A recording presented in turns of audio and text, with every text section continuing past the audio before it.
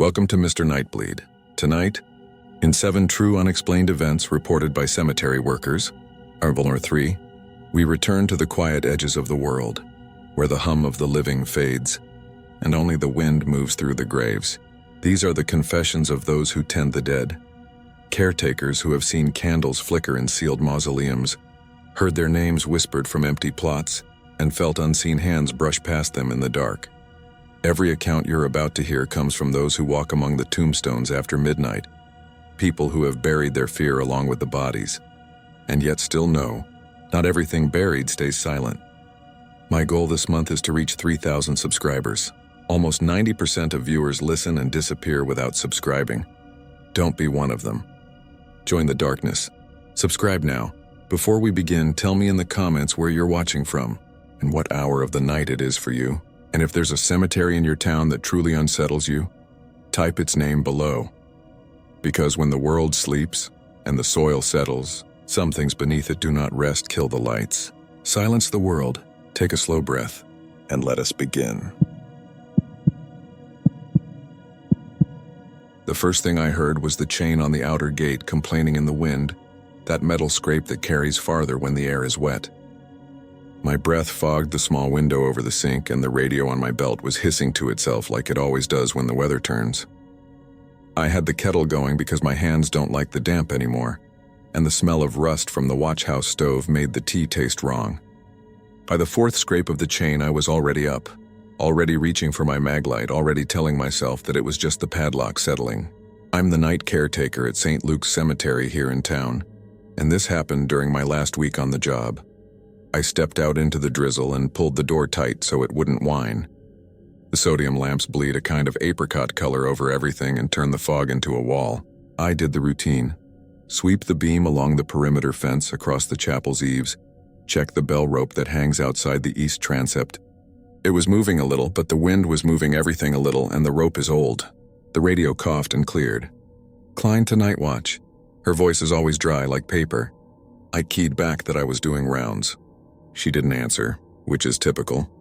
I started along the gravel, listening to the tick of my boots and the light tapping the names. Denny, Mallory, Green, Bishop, because when you're out there alone you end up reading everything. The first odd thing was small. The padlock on the service gate for the ground shed had the shackle through the 2nd link, not the 3rd. I always use the 3rd. It's habit. I pulled it and it gave, clean as if someone had oiled it. Inside, everything was damp and tidy. Steel trimmer in its rack, Fisker's shovels on the hooks, the bag of lime open like a mouth. Someone had put the brass plot map weights back in the drawer upside down. I fixed it and wiped my hand on my jacket.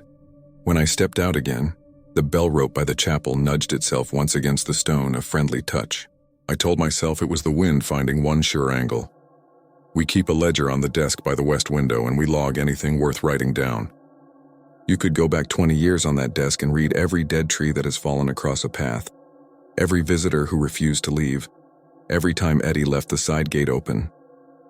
Eddie hums when he works, little brass band tunes under his breath, and he taps his thumb against his pocket when he's thinking. He'd been on day shift that week clearing branches. When I looked at the ledger before I went out, I noticed a burial entry for Ruth A. Mallory with a date that hasn't happened yet, 2 days ahead. I figured Klein had filled it in early like she does, but usually she leaves the date blank. I boxed it with my pen to ask later. I'm not superstitious. I just like the paperwork to match the ground. The radio sizzled as I moved past the mausoleum path. It doesn't have a formal name. We call it the family house because the same set has kept their bones in it since the 1890s. Granite steps lead up to a narrow portico, and the door is iron with a pattern that leaves your palm cold if you touch it. There's a basement, technically, more like a crawl space under the steps with a little hatch that's been painted shut forever. We use the steps as a place to sit when the summer grounds crew eats lunch, which nobody tells the families about. When I got there that night, I heard something soft under the scraping gate noise and the drizzle on the U's. It was a tone more than a sound, like a refrigeration unit far away. It came from the direction of the family house, low and constant. I stood on the path and held my breath, and the radio went quiet for once, and there it was, faint humming beneath the mausoleum steps. I don't pretend I heard it long.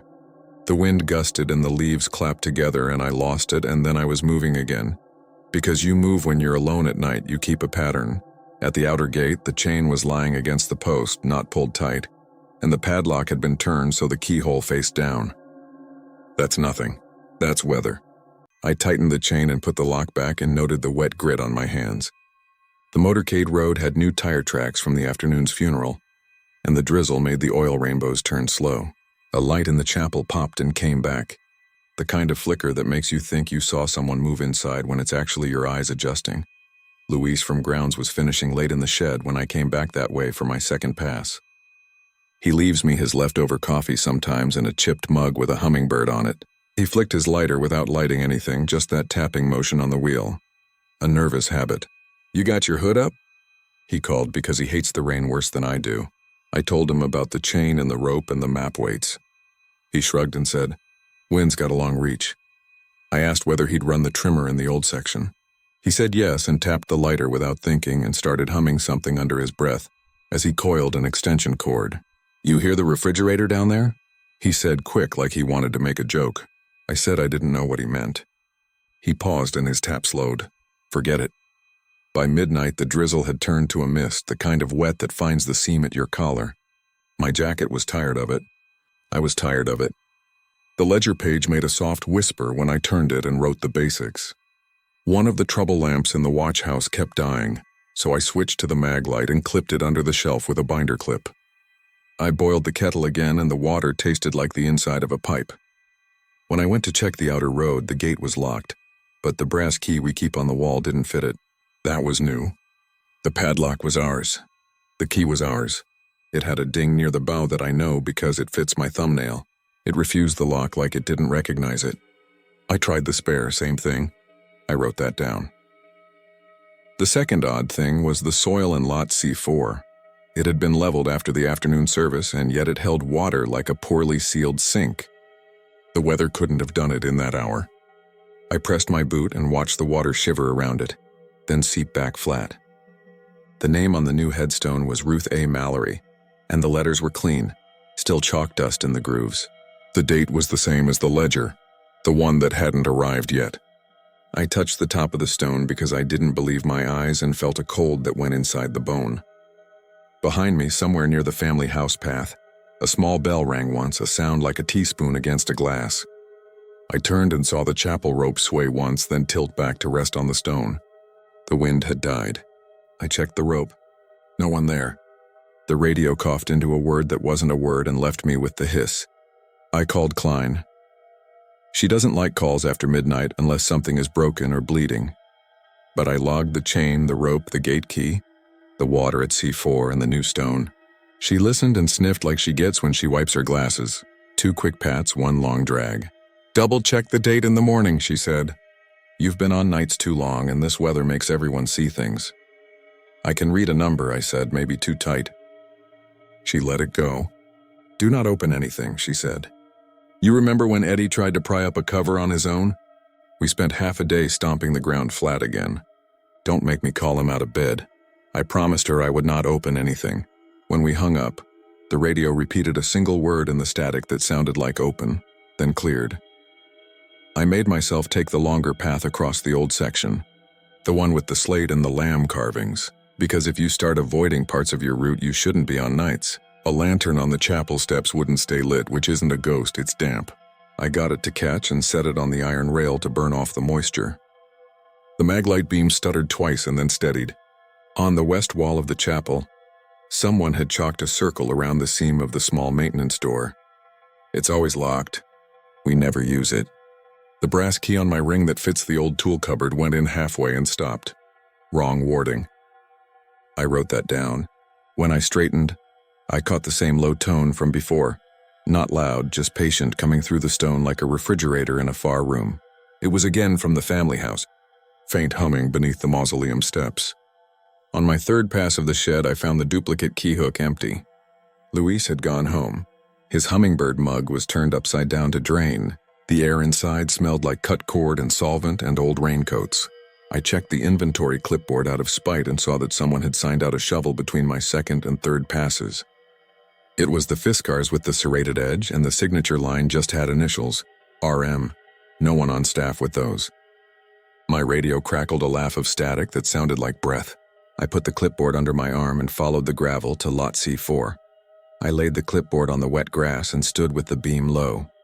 There were boot prints, not mine, not heavy, leading in a careful line from the gravel to the foot of Ruth Mallory. The soil had that same slow water. I crouched and pressed my hand and felt a vibration I told myself was the freeway a mile away. My hand came back slick with cold as if I'd pressed it to the inside of a refrigerator. I wiped it on the grass and my belly said, "Go back to the watch house," and my legs said, "Finish the pass." I did the pass. The lamps along the motorcade route buzzed like bees in a jar. The chapel windows held dull orange squares. From the family house, steady as a metronome I had learned to ignore, the quiet hum went on. Near to, the ledger page turned gritty with damp. The ink made thin cracks where I'd gone over the same letters. I saw the earlier entry for the burial confirmed by the funeral home. It was initialed by Klein and stamped. The time listed was 10 a.m. I remembered the service. The weather had been more forgiving then. Someone had put a note in the margin, "Bell rope replaced, frayed."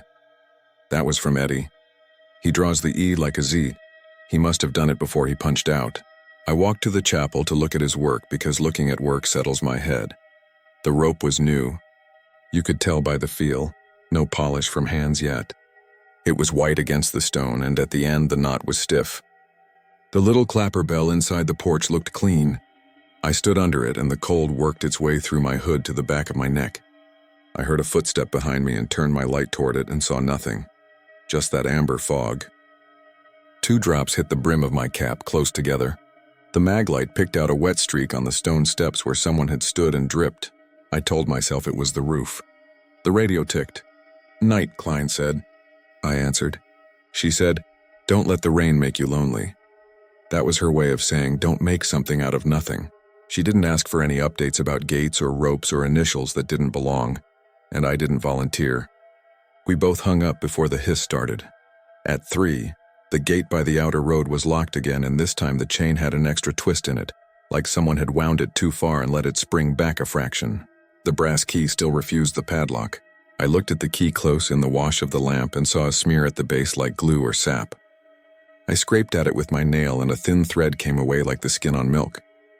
I put it to my tongue without thinking. It tasted old and metallic. I spat and cursed myself. I set the key on the top rail and dried my hands on my jacket.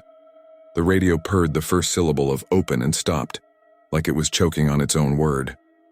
I picked up the key and clipped it back and told myself I was going to the family house because not going had become worse than going. The path is a ribbon through the older plots, where the stones lean as if they're listening. The family house steps were wet. The iron door had beads of water that lined up like careful handwriting. The portico smelled like wet coin. I pointed the beam at the hatch seam under the steps, and that was when my throat closed a little, and I had to breathe slow. There were pry marks there, fresh, paint lifted like scabs around the edge. On the riser of the 3rd step, someone had chalked the outline of a small keyhole that didn't exist. I turned, checked the path, checked the trees, checked the chapel light. When I faced the steps again, the hum rose to the edge of what I could feel in my teeth. It wasn't a machine.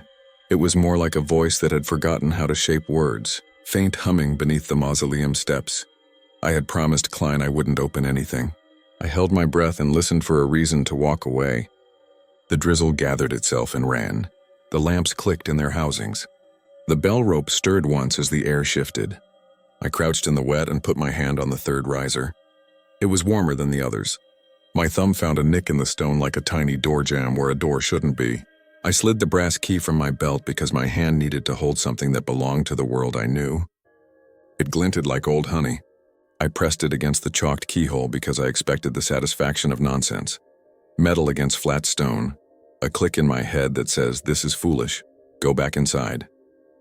Instead, the key clicked against something that gave. I froze. My breath made a small cloud and broke apart. I pressed again gently, the way you might press a book spine. The key seated itself a 1/4 inch into nothing. The humming deepened and smoothed like a man shifting his weight on a wooden chair. The 3rd step moved. Not enough to see it move. Enough to know in my hand that it had. My radio fell off my belt when I straightened and banged against the step.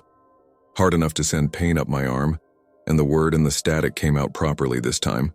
Open, it said, flat like it was reading from a list. I didn't open anything. I stepped back and picked up the radio and my maglite. The light shook because my hand was shaking, and it threw little commas of gloss along the wet stone. I heard another sound then, under the hum, small and stubborn like fingernails exploring wood. Not furious, curious, the kind of sound you hear when mice figure out a cupboard.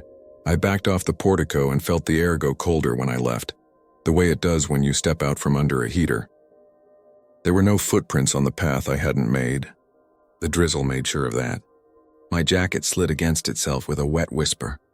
I put the brass key back on my ring because throwing it felt childish and keeping it felt like the right kind of adult thing. The thing that proves the world has hinges you can understand. Back at the watch house, I dried the radio with a towel and swore at myself for letting it get banged around. I sat with the ledger and wrote nothing for a minute because my handwriting would have betrayed the tremor in my hand. I poured tea I didn't want, and the kettle was angry at the little stove and the water tasted like coins. When I finally put pen to paper, my breath steadied on the upstrokes. I wrote 3:17 a.m., unidentified vibration near mausoleum steps. Possible loose stone. Investigate with daylight. The rain took a breath and came harder for 5 minutes, then gentled. When I looked up, the trouble lamp above the desk had gone out again. I clicked the mag light to life and set it so the beam made a clean wedge on the ledger. The radio purred a word I refused to parse, like a name said through a wall. I told myself it said open because at least that was stupid in a way I recognized. The climax, I guess, began when I heard digging. It was nothing nice like a shovel ringing. It was a scooping sound, wet and steady, too measured for any animal. I caught the Fiskars missing on the inventory like a knot catching a nail in my rib cage, and was out the door with the mag light in one hand, the radio in the other, my hood up, the brass key biting my hip. The fog had thickened into a private world around the watch house. My breath showed in pieces. I took the path past the chapel and the bell rope was still. The lantern had nursed itself to death. The motorcade lamps hummed like power lines, and the sound of wet earth being moved went on somewhere near C4. I kept my light low out of habit. Less reflection, better contrast. The beam found water hanging off a row of boxwood hedges in a line like little glass bells. I stepped around them and put my boot in mud up to the laces. My socks got cold in 1 second. The sound of scooping stopped. I listened and heard water finding its angle. The drizzle here felt heavier, as if the air pooled. I drew the beam across the last stones and found the raw stripe of soil at Ruth Mallory's plot. The top had been peeled back in a rectangle you could set a suitcase in. The Fiskars lay across the grass, serrated edge wet with nothing but rain. No one there. I tilted the shovel with my boot. The mud had a square imprint in it like a book pressed flat. I crouched and saw the thing I still don't know how to write clearly. The soil at the center of the rectangle moved. It didn't cave. It didn't collapse.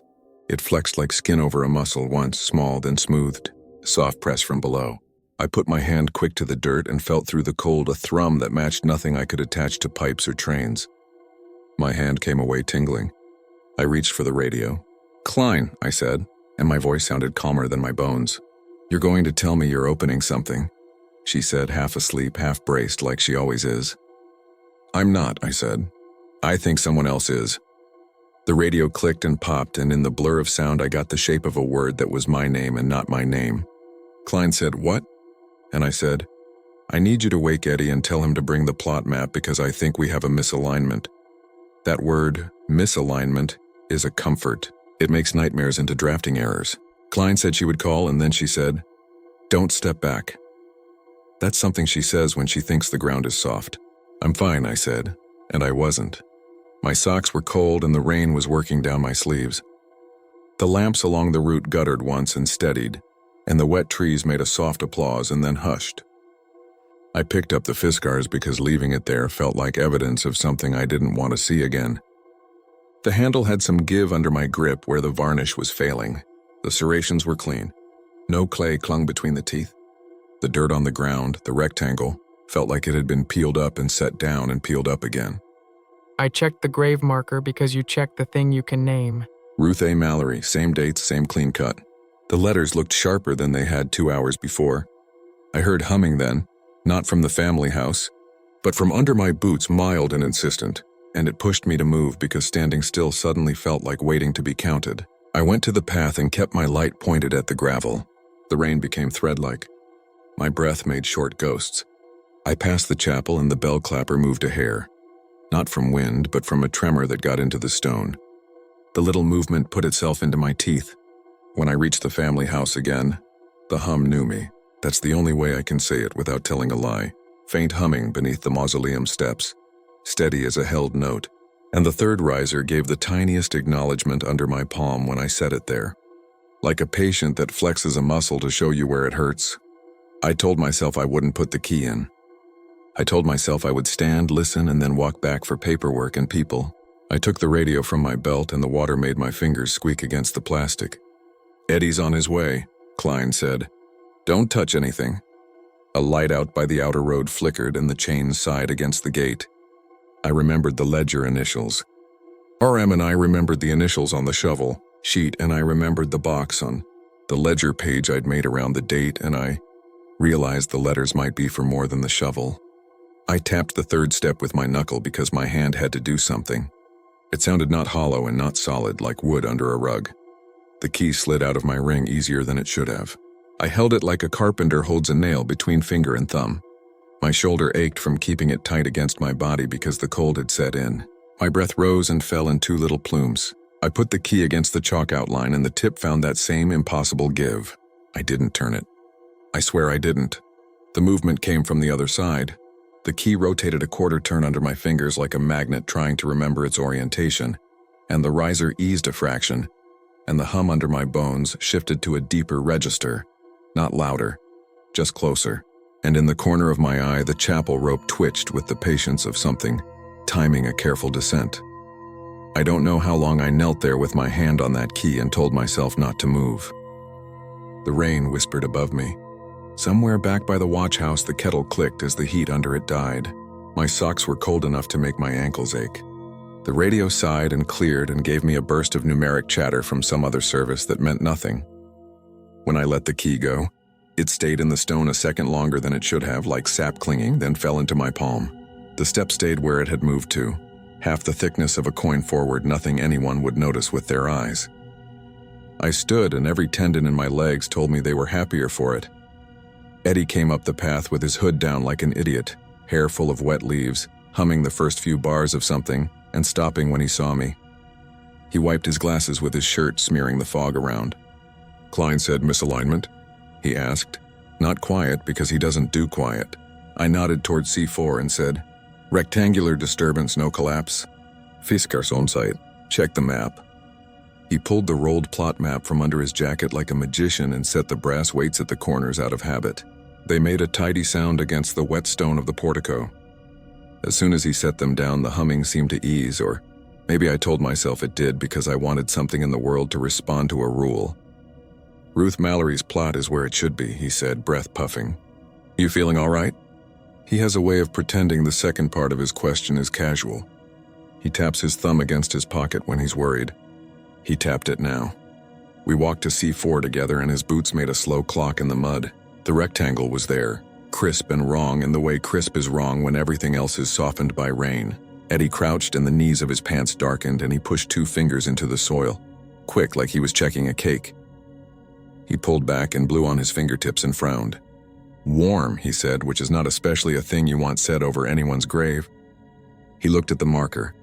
"They did a nice job," he said, which is the thing he says when he's thinking hard. He tapped his thumb against his pocket. "You get movers tonight?" I said no. He shrugged, stood, wiped his hand on his jacket, then on mine without asking. His old habit. "Make your notes. We'll see what looks dumb in daylight." We turned back up the path and the family house sat polite and old in its fog, and the steps were just steps again. Eddie bent to pick up the brass weights he'd left on the portico. He hesitated and looked at me. "You hear that?" he asked. I said, "What?" He shook his head like he was clearing water out of his ears. "Thought I heard humming," he said, and laughed like he didn't. "That old freezer you keep in the shed," he said, pointing back vaguely. I didn't correct him. I watched him tuck the weights into his jacket, and I watched the way the third riser looked slightly wrong only because I now knew what right should be, and I did not say a word. Dawn makes everything honest. It came slow gray, editing the orange out of the lamps. The drizzle lightened and the fog sagged into the hollows. I signed the ledger with a hand that had calmed, wrote the dry facts, and walked the inside of the fence once more while the birds tried to act normal. Klein arrived in her old sedan, silver windshield wipers scolding the glass. She keeps a small cloth in her pocket to wipe her glasses and did it twice before she spoke. "You look like you've been standing in a cooler," she said. I handed her the notes and told her about the shovel and the initials and the rectangular peel. She said, "We'll fix the ground after sunup." She didn't ask about the mausoleum, and I didn't volunteer. She signed the bottom of the page with her neat block letters and left the ledger open to dry. By 8, the crew arrived and the cemetery had that normal weekday feel, trucks low in gear, voices respectful but not theatrical. I watched Luis coil a hose, tapping his lighter's wheel without thinking, his hummingbird mug steaming again on the shed step. He didn't look at me long. "You can tell when someone is going to decide your story is just a long night in wet socks." I put the brass key back on its hook inside the watch house, in the spot where it waits for shift change, and for a moment I thought about taking it home, which I'd never done in 22 years. Around 9, I went back out with Eddie to tamp the soft places in lot C4. He hummed something cheerful and out of tune and checked the grade with his boot. The rectangle had smudged into the rest of the ground like a bruise fading. We made the surface gentle and he said, "Better," and I agreed. The bell in the chapel stayed still even when the door slammed in a gust. The lamps clicked off one by one. For a minute I believed the night belonged only to the night, and that the day takes what it's owed. I believed it the way you can believe anything if you line up 3 reasonable tasks and complete them. I went back to the watch house to finish the paperwork because it felt like a door I could close. The ledger lay open where Klein had left it, my notes above hers. There was a new line under mine in a handwriting that mocked my own. Same angle, same way the T crosses low. It said 3:17 a.m., accessed lower maintenance for ventilation check. All secure. It was signed with my name. The timestamp was 6 hours earlier than I had arrived. In the hook board over the desk, the brass key hung where I'd put it. But now there was a second older twin beside it I had never seen, with a chalk smudge at the tip shaped like a small, impossible keyhole. Outside, the morning trucks moved away and the cemetery settled into that weekday quiet that carries more than it says. The family house sat where it always has. If I stood very still, I could hear the noise under everything else again. Lower now, patient as ever, faint humming beneath the mausoleum steps. What do you think of this story? Tell me in the comments what you would have done if you were there. I read every single one of your thoughts, and some of them stay with me longer than I'd like. Now, let's move on to the next story, because what's coming next might be even darker. The first sound that cut through the drizzle was the bell rope knocking the wood in the chapel tower. Like a slow heartbeat inside a wet coat, my mag light showed the frayed end swinging on its own. No wind, just that steady tap and the hiss of rain on slate. I was halfway between the watch house and the mausoleum when I heard the iron gate shiver at the road, the latch lifting as if a hand tested it. I stopped because you train yourself to stop first and think after. I'm the night caretaker at Murdoch Hill Cemetery in the South End, and this happened 2 weeks ago on my first full month of overnight shifts, filling for Amos while his wife had surgery. It was one of those nights the air tastes like pennies. The drizzle sat on the skin more than it fell, and the big sodium lamps along the main path made the fog glow the color of old nicotine. My breath hung in it. Amos had left me the ring of keys in the ledger with his square, careful printing. "Gate at 2:17, he said as he wiped his glasses on his sleeve for the 10th time. Not really joking, just mentioning it because everyone does. He taps his pocket twice when he's nervous. The new guard, Tariq, stood by the outer gate tapping his lighter against his knuckles.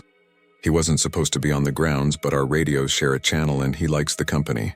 "If it opens again, I'm calling it," he'd said earlier, trying for casual, but he kept glancing back at the road.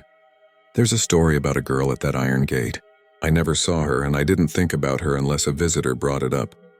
What I did think about was the faint humming beneath the mausoleum steps. The ledger is our anchor. I signed in at 22:03 with the cheap BIC every shift uses, checked the maintenance list, and compared the burial schedule. It was all the names I know now, like I know the stones without looking. Devine, Raza, Moray, Harcourt in the family plot.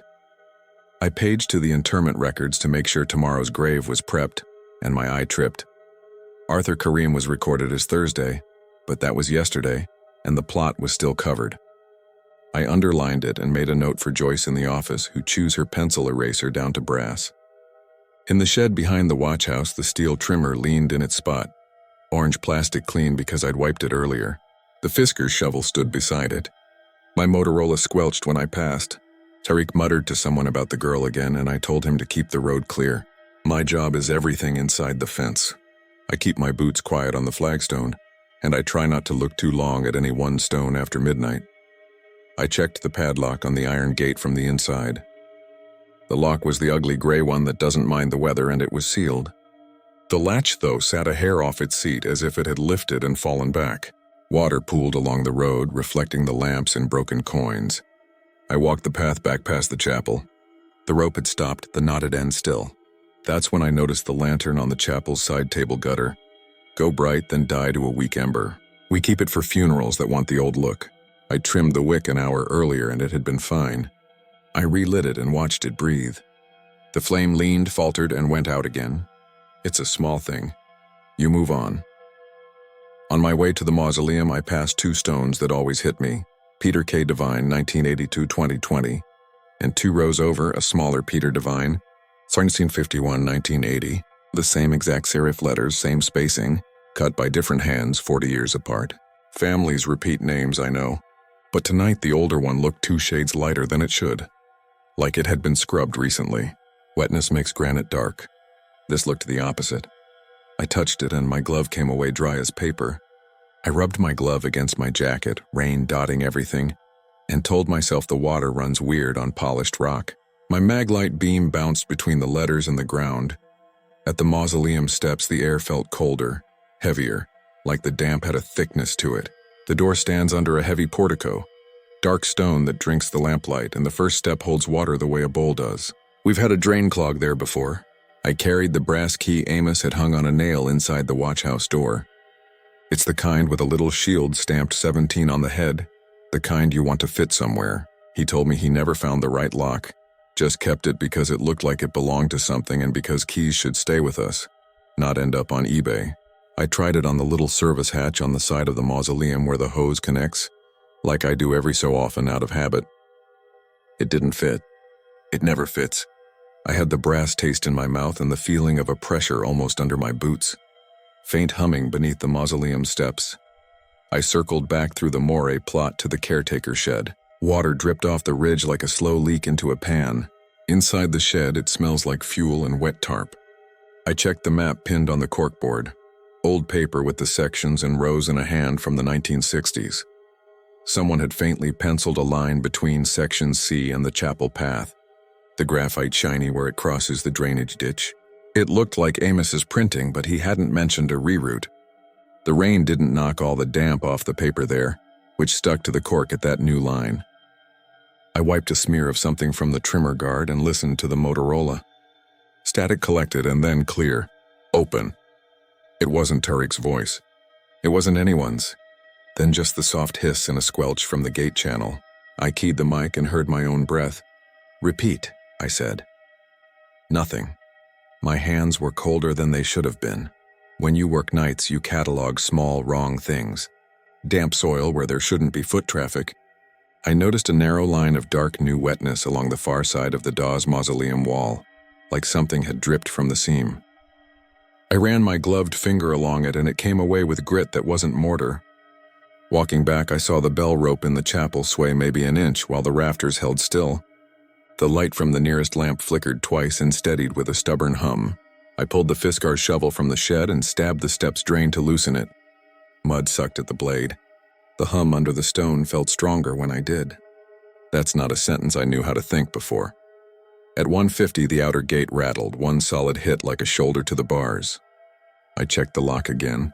Still sealed, but my skin registered it as warm where the fog kissed it. Heat and wet metal carry a certain smell like train tracks in summer rain, but weaker. I signed the check in the ledger at 0158, my signature starting to look like Amos's. I'm not joking. The habit is you copy the person who trains you so the book is legible. At 2:02, I took the brass key back out of my pocket because the weight was wrong. The tag read 17.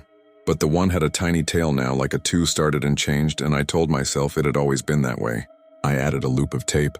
I walked the perimeter in the drizzle. The sodium lamps threw halos on the fog. I named stones as I passed. The way you learn streets on a new route. Raza, Klein, Vassallo, Perez. It steadies you to list what you know. At 2:14, the Motorola popped and squealed like when a taxi hits our channel. "Open," said the same neutral voice then. "Here." Tariq keyed in from the road, lighter tapping his knuckle, nervous voice too loud. "You just say here?" "Negative," I said. "Stay on the road." He laughed without humor and said he was watching the gate like I asked.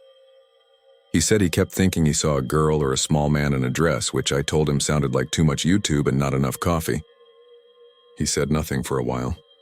The drizzle filled the time with patient noise. 217's not a real thing, he finally said. And I didn't answer because you never laugh at the one thing that keeps you checking locks. At exactly 2:17, my watch buzzing lightly against my wrist. The iron gate didn't just rattle, it unlatched. There's a sound to a heavy latch lifting, iron on iron, a hitch and a click. That sound came clear down the main path. I jogged to the gate, not running, never running, boots on stone, beam steady. The padlock was still through the loop. The latch was up as if someone held it and then set it down when they saw me. The space of a finger showed between the post and the gate. Fog pressed through the gap like breath under a door. I lowered the latch. My palm picked up a fine vibration. My mind tried to place it somewhere else so I wouldn't tie it to the thing I couldn't see.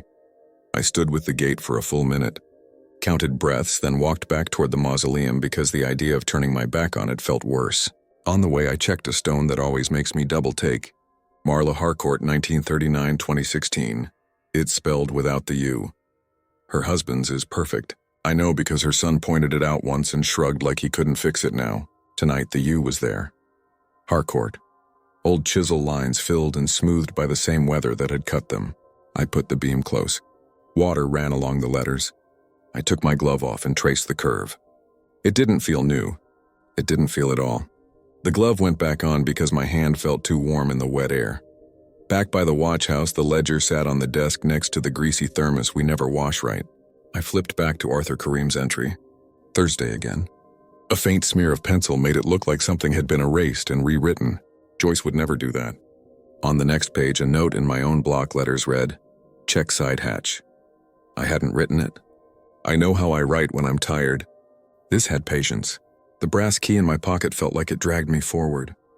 The shed door resisted, swollen by the damp. Inside, the steel trimmer's pull cord hung a little farther out than normal, an inch of white line peeking. I put my hand on the handle and the tiniest buzz ran through it, like you get from a tin sign in a storm. People think cemeteries are loud at night because of animals. They're not. It's the small mechanics, water finding the lowest point, stone releasing heat, wood relaxing. The chapel's clock ticked in a slow mechanical way. The bell rope hung still. When I approached the mausoleum again, the drain at the step had finally surrendered. The water level had lowered a half-inch, revealing a brass plate set into the stone, greened at the edges. I had never seen it. I thought it was just a patch of moss before. My maglite showed a worn slot that looked like the mouth of a wrench, but wider. The brass key's shape suddenly made sense, not for a lock, but for a plate. When I say my heart sank, I mean I felt a physical drop in my chest because it meant this was a thing built to be used, and I was the only one here to use it. I set the key in the slot. It fit. A mild resistance, then a give, like something heavy long asleep gliding a few centimeters. The humming under the stone deepened. It had a layered quality now, not loud but present like the inside of a transformer cabinet. The cold, damp air lifted the hair on my arms under the coat. I lifted the key out. The plate remained a fraction rotated. Water sluiced into a channel and slurped. The drain pulled. The pressure felt different, like the air was exhaling and then thinking better of it. I told myself it was old plumbing. I told myself that a tomb building might have a way to relieve groundwater. I took out the Fisker's shovel and angled the blade in the gap to clear silt. The shovel vibrated softly in my hand and my teeth locked on their own. Faint humming beneath the mausoleum steps. I keyed my radio because that's what you do when there's a change you can't name. "Maintenance at South Mausoleum," I said. "Copy?" Static. Then, the word again in that not voice pouring through like someone whispering close to the mic and far from it at the same time. "Here." The chapel lantern coughed broad light and went dark. My beam shook in my hand and made the wet steps blind and close. I tightened my grip. The rain built to a steady line of drops off the portico. The drain drank them all. There was a sound like wet fabric sliding, but nothing moved. The air tasted like battery terminals. Somewhere behind me at the chapel, the bell rope gave one light thump against wood as if someone had tested its weight. I took the brass key back to the plate and held it there without turning. The slight vibration ran up my arm and into my shoulder.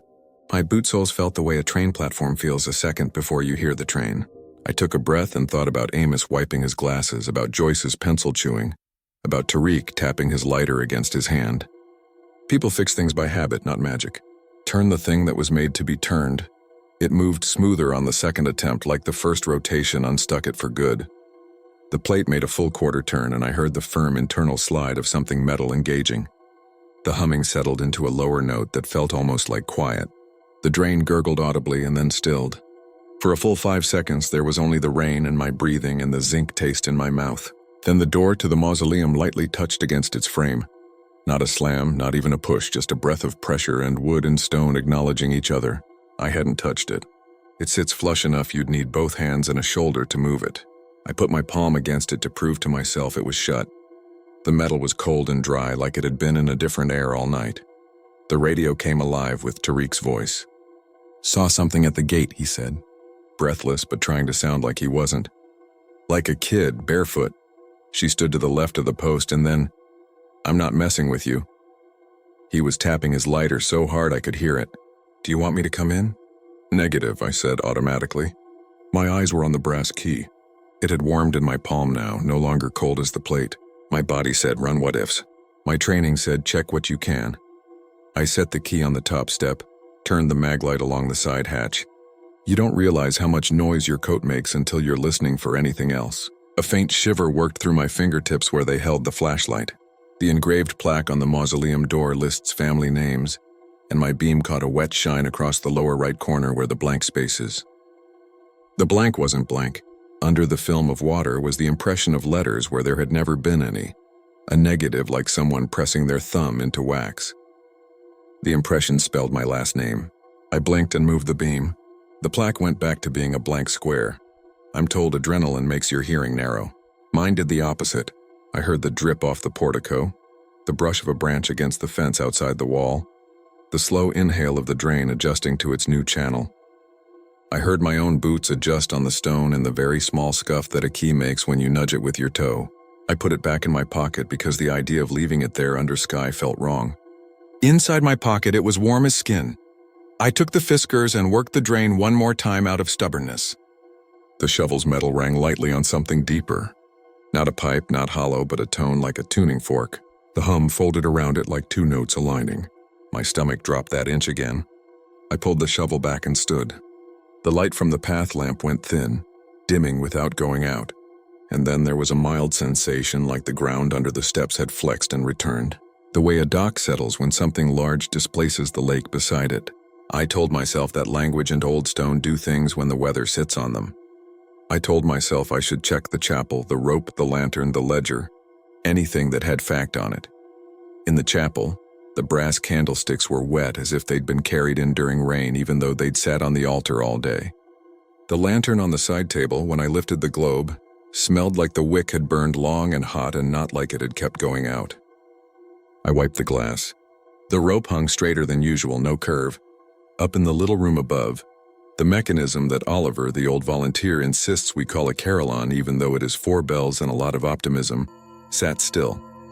On the way back down, the wood under my boot creaked like anyone's old stairs. The watchhouse window had collected a film of water inside, a trick of pressure. The ledger lay open to my note to Joyce. I touched the paper. It felt cold as if it had been outside. When I say I didn't panic, that's true. Panic feels like a sharp edge. This was more like an extra weight on the chest, not from running, but from having to choose what mattered and what could wait. I made a small, stupid choice then that feels important now. I took the brass key out again, traced the number 17 with my thumb, and put it on a nail inside the shed where Amos keeps it. I didn't want it on me. It clinked against the nail with a sound that sat in my ear longer than it should have, a high, dry ping. I left it and walked the path to the outer gate one more time, watching for Tariq's silhouette beyond the fence. He was there, hood up, lighter tapping stopped. He raised his hand and pointed once to the iron latch, not touching it. I looked. The latch was down as it should be. A print shone on the wet iron like a child's hand, small, half on the latch, half in the air. You know how a print fades as water fills it? This one held its shape for too long, then softened to nothing like any other wet mark. I told him to go home. He said he'd log it. I said I would. He nodded, tapped his knuckle twice with the lighter, and walked off along the road. His footsteps went away into the damp. By 3:10, the rain settled into a mist. I did the last rounds. The stones looked like shoulders under blankets. I put the Fiskars away, coiled the hose, closed the shed. The chapel lantern lit on the first try. The bell rope hung without moving. The mausoleum steps had no pool on them. The brass key stared from its nail, ordinary. The humming under the steps faded to a suggestion that might have been my own blood. I wrote the night's notes in the ledger. I wrote far too many concrete things like wattages and oil levels because they didn't move under my pen. My name looked like itself again. The sky lightened behind the spruce along the fence around 5:30. Morning doesn't happen in cemeteries so much as ease into being. The lamps clicked off one by one and the fog lifted in thin rails and then in tatters. I made coffee in the watch house because it was a task with a start and an end. Amos came in early to check on me. He wiped his glasses without needing to and asked how the night went. I almost said the word humming out loud, but I didn't because he looked tired and grateful and because it feels rude to bring something you don't understand to a man who keeps the place right out of habit. I told him about the drain and the plate. He nodded like he knew, but the way people nod to be polite. He reached for the key on the nail without looking and stopped short. "Where'd you find that?" he asked. "Always been there," I said. He frowned, then smiled in that way you do when you realize you must have simply forgotten something and you're not 20. I walked the perimeter with him. We looked at the gate together. He ran his finger along the latch and shook his head like a mechanic hearing a rumor about a good engine. He hates stories because they make real work harder. He read my ledger notes and penciled a small check mark next to my list of lamps. "Good," he said, and he meant it. The pressure on my chest lifted in daylight without admitting it had been pressure. Shift changes are like that. You pass the weight and the responsibility without saying it has a shape. I went home, slept a thin few hours, came back at dusk with a cheap sandwich, and told myself it would be less.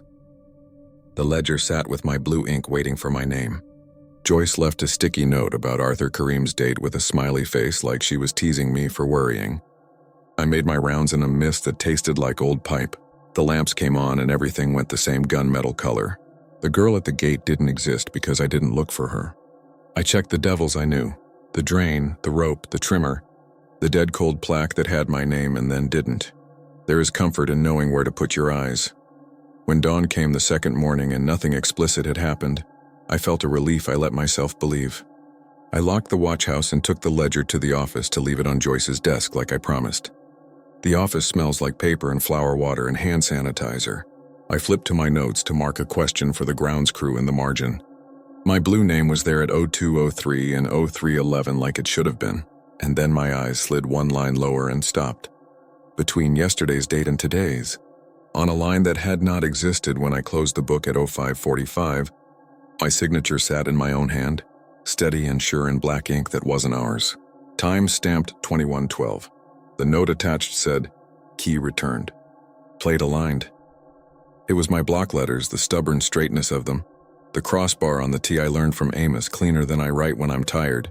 The brass key still hung on the nail in the shed where I had left it. My mouth went dry in air that stayed wet. I looked at the plate by the steps. It was exactly a quarter turn off from where it had started the night before. In the same position I had left it and convinced myself there was no other configuration to fear. I took a breath that felt like it went nowhere. Everything else was normal. Tariq signed the outer log with a scratch. Amos had circled a fuel order. Joyce had left another smiley face. The lantern wick received fire the first time and made that soft pop. The bell rope knocked gently and then hung without moving. The names on stone spelled themselves the way families chose them. If you didn't know to put a palm on the steps and feel for the faint, slow press of something, trying to decide whether to rise or stay, you would think the place had never drawn a different breath. The hum under the stone at 10 in the morning is something you can make into your own pulse if you want to be the kind of person who doesn't see his name where it shouldn't be. I went back that night and the night after, and I do my rounds the same way, and I try not to put the key in the plate unless the rain pools and outstays its welcome. But I hear it when I stop for just 1 second to listen to nothing, faint humming beneath the mausoleum steps. What do you think of this story? Tell me in the comments what you would have done if you were there. I read every single one of your thoughts, and some of them stay with me longer than I'd like. Now then, let's move on to the next story, because what's coming next might be even darker. The first thing I heard that night was water ticking off the gate like fingernails on a tin roof. The second was the soft wheeze of my own breath inside a damp mask, fogging my glasses whenever I tilted my head. I was halfway through the midnight patrol at Ashview Cemetery, shoulder to the wind, checking the lower path where the road splits around the chapel and slides toward the family mausoleums. The drizzle had been steady all day, the kind that seeps into everything and makes old stones smell like wet coins. I'm the night caretaker, the one who does the final round after the day crew clocks out. And this happened on a Tuesday near the end of October, 3 weeks into covering double shifts because Malik's lungs were acting up again. If you've never done a night alone in a big cemetery, you probably think it's quiet. It isn't. It is a world built for small sounds. There's runoff ticking through gutters, branches shedding droplets with hollow plips, a gate hinge thinking about moving, the wire of a chain-link fence humming when the wind pushes it just right. Even the dead weight of wet grass has a sound. I know most of them. This night had its own catalog. Rain on my hood, the far sodium lamps turning the fog into a dull yellow smear, my Motorola radio grumbling with static at my hip, the soft scrape of my boots on squeaky wet gravel. I had my mag light and a thermos in the watch house, and the Fisker's shovel leaned by the door because one time a raccoon dragged half a wreath into the culvert and I needed to fish it out. I stick to routines. Routines make the dark smaller. I started at the office to sign the log.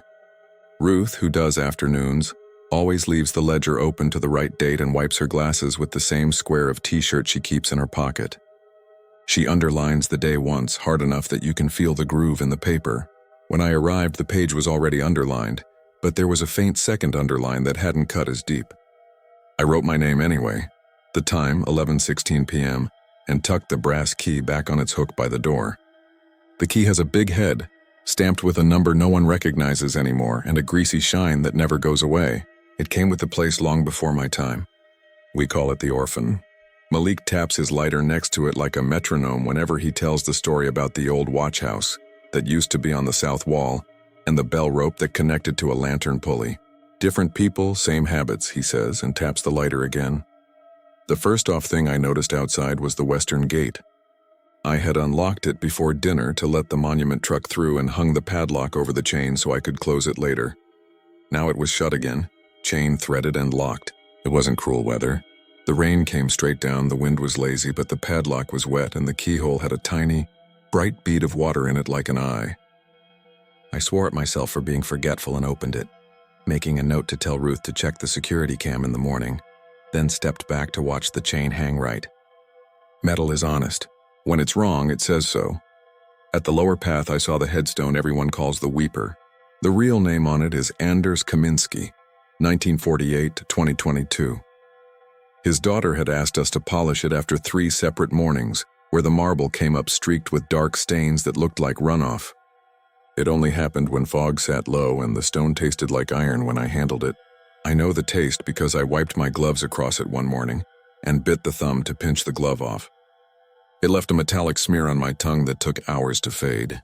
We replaced the slab in June. New marble, sealed edges. The next fog morning, the new one had bled too.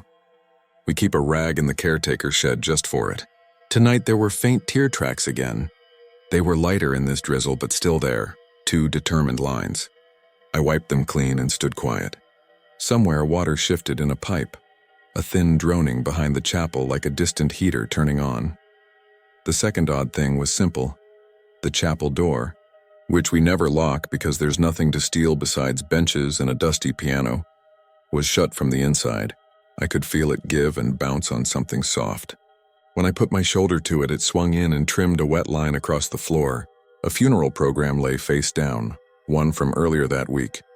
The name Yunji Park written in a delicate serif, the date already marked in our ledger by Ruth's careful hand. The pages were damp and stuck. The air smelled like old varnish and rain. I clicked the mag light across the pews and turned it off again when the beam hit the glass of the window and came back at me, yellow from the sodium lamps.